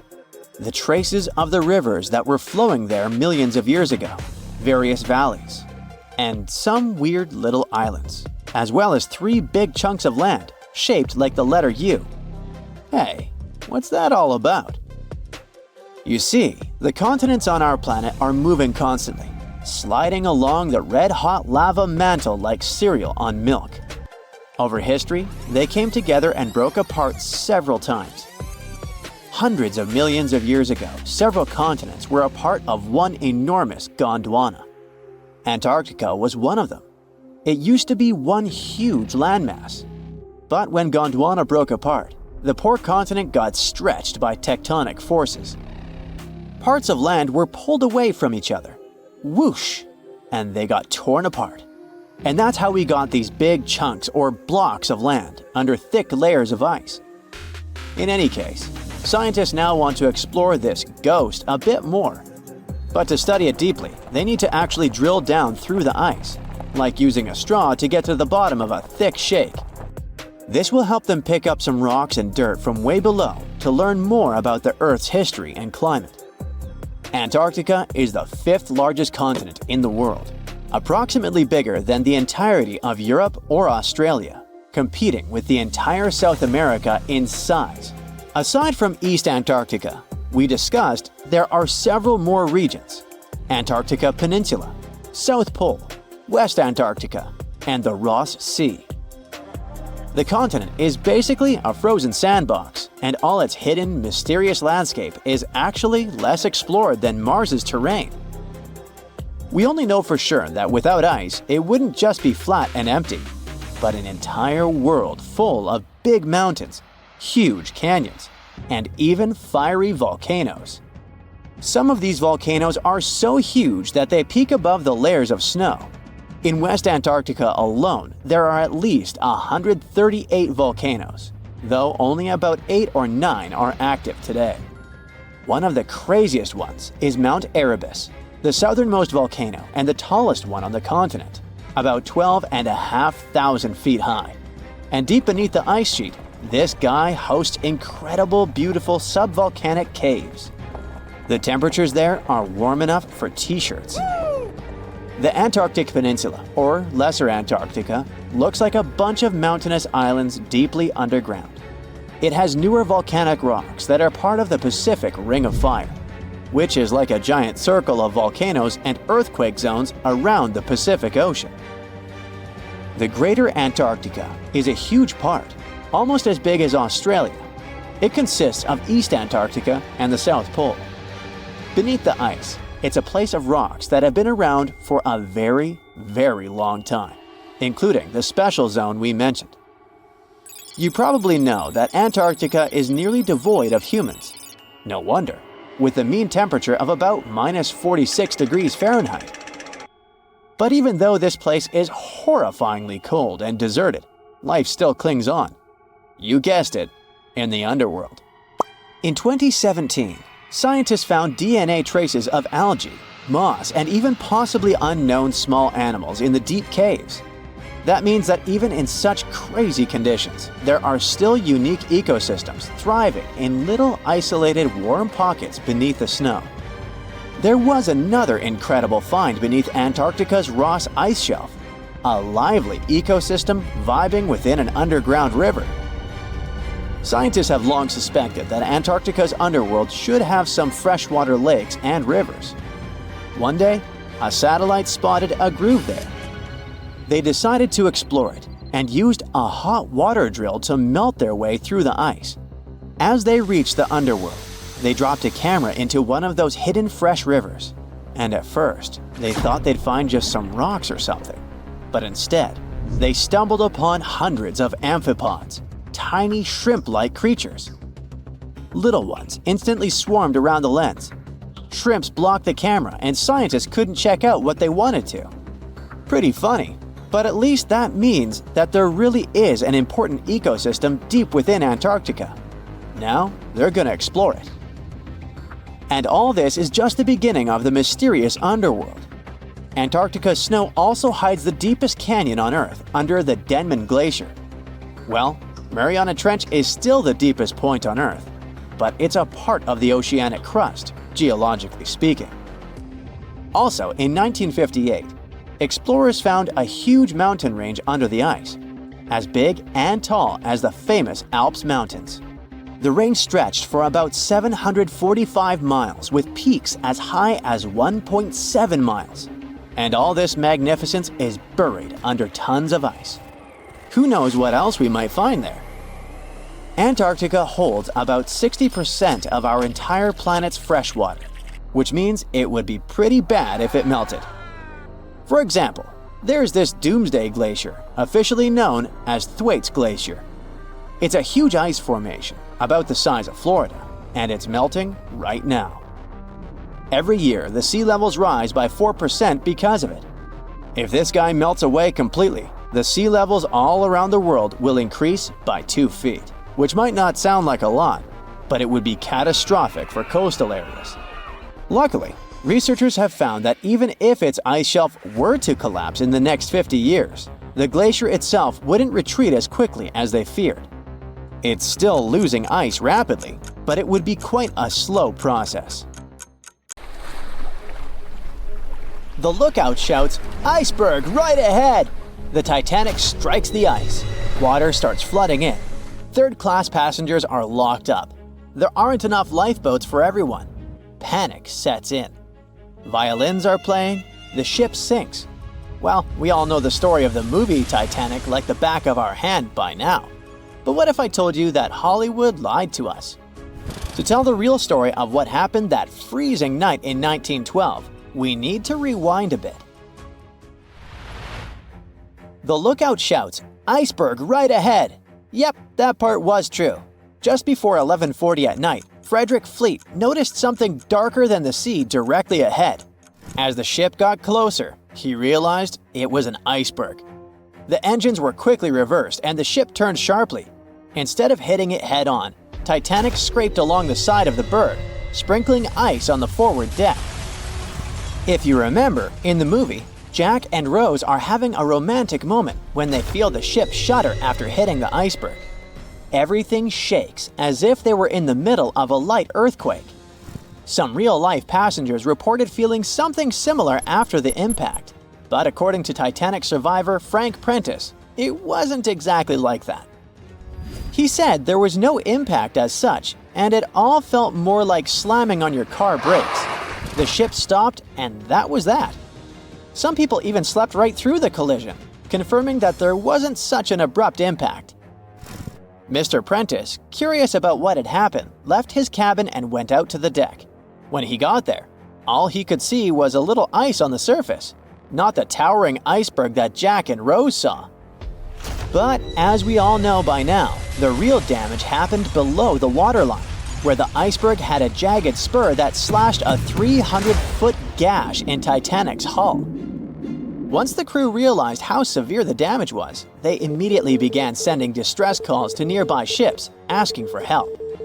At some point in the movie, the radio operator goes to the captain and says there is only one ship nearby, the RMS Carpathia, which later ends up rescuing many passengers. But in real life, there were more ships around. It's believed that the SS Californian was only about 23 miles away. This ship might have actually seen the Titanic sinking, or at the very least, seen its rockets exploding high in the sky. Yet, for reasons we will never fully understand, they didn't try to help. Let's get back to the story. Now, people need to get off the ship. At 12:45, lifeboat number 7 was the first to be lowered. Just like in the movie, women and children were told to go first. But in reality, some women were hesitant and even refused to get into the lifeboats. Mr. Prentice said this happened mainly for 2 reasons.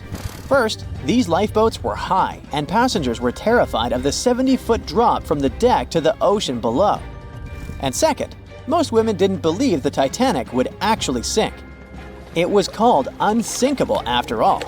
So the idea of getting into a lifeboat seemed pointless at the time.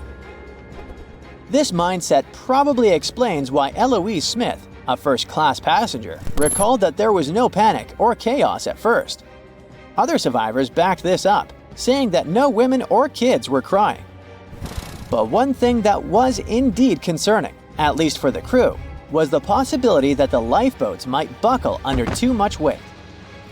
This is one of the theories why the first few lifeboats left carrying only a fraction of their full capacity. Like lifeboat number 7, which only carried 27 people in it, even though it could hold up to 65. In total, Titanic had 20 lifeboats, which could carry about half of the 2,200 people on board that night. But that didn't happen. And now we know the passengers had no idea there weren't enough for everyone. As women were calmly getting into the first lifeboats, musicians headed up to the deck. Their only goal was to play and keep the passengers calm. That's a pretty well-known fact. But the real story is that some survivors said they never saw or heard the band. No violinists whatsoever. It's not like Hollywood misled you, though. The musicians did play for over 2 hours after the ship had hit the iceberg. So maybe these passengers were just too panicked to notice the songs, or the musicians started playing later than we think. Now, it's time to talk about the terrible treatment that third-class passengers received. The movie portrayed the crew as cruel, locking the less fortunate below deck like animals, giving them no chance to reach the lifeboats and save their lives. But the official inquiry into the disaster suggested that wasn't true. I mean, yes, fewer third-class passengers survived compared to those in first and second class, but there were other factors at play. Many third-class passengers were reluctant to leave the ship, clinging to their belongings, and had a harder time making their way up from the cabins, which were at extreme ends of the ship. Some survivors confirmed that they were not locked up. In fact, it was quite the opposite. Mrs. George Wabi, a Lebanese woman traveling in third class, said that when chaos had erupted, some brave crew members and well-dressed first-class passengers had actually helped her get up to the first-class deck and eventually onto a lifeboat. At first, the Titanic was sinking slowly, bit by bit. Passengers reported seeing the water rising and hearing pops and cracks. Then, there was a loud boom. Some said there had been just one explosion, while others described it as a series of smaller explosions, which they'd thought had been the bulkheads giving way. And there's also a group of people who said they had only heard a rumbling sound. So not everyone agreed on the sound they had heard, but one thing is a fact. By 2:18 in the morning, the lights on Titanic went out, and the ship plunged into complete darkness. As the bow continued sinking, the stern rose out of the water, putting immense pressure on the middle of the ship. This caused the Titanic to break in two. In James Cameron's movie, this moment is pretty dramatic, with the ship sinking almost straight down into the water. But in reality, the break probably happened at a much lower angle, likely just below the waterline. Even so, it tilted enough that people couldn't stay on their feet and started sliding into the water. One interesting thing is that it wasn't until the wreckage was found in 1985 that it was finally confirmed the Titanic had broken apart. Up until then, survivors had given conflicting stories. At least 8 survivors claimed they had seen the ship split. Emily Ryerson, a first-class passenger, described it as if the Titanic had been sliced in half with a knife. But there was also a small number of witnesses that insisted Titanic had gone down intact. At the time, this theory was more accepted because most people still didn't believe that the supposedly indestructible ship could break in half. So why the conflicting reports? Okay, so what you don't see in the movies, for obvious reasons, is how incredibly dark it was when the tragedy happened. It was like being in a room with no light, where you can only make out shapes and shadows. That's what it was like on the lifeboats. This means passengers couldn't really see what was happening. And most of those who were close to the ship either lost their lives or were too focused on trying to survive to pay attention to the details of the wreck. Although James Cameron's film didn't fully capture how terrifyingly dark the disaster truly was, the 2012 TV series Titanic did a better job of showing the pitch-black horror of that night. Even then, the reality was much darker and more terrifying than either of these two productions could portray.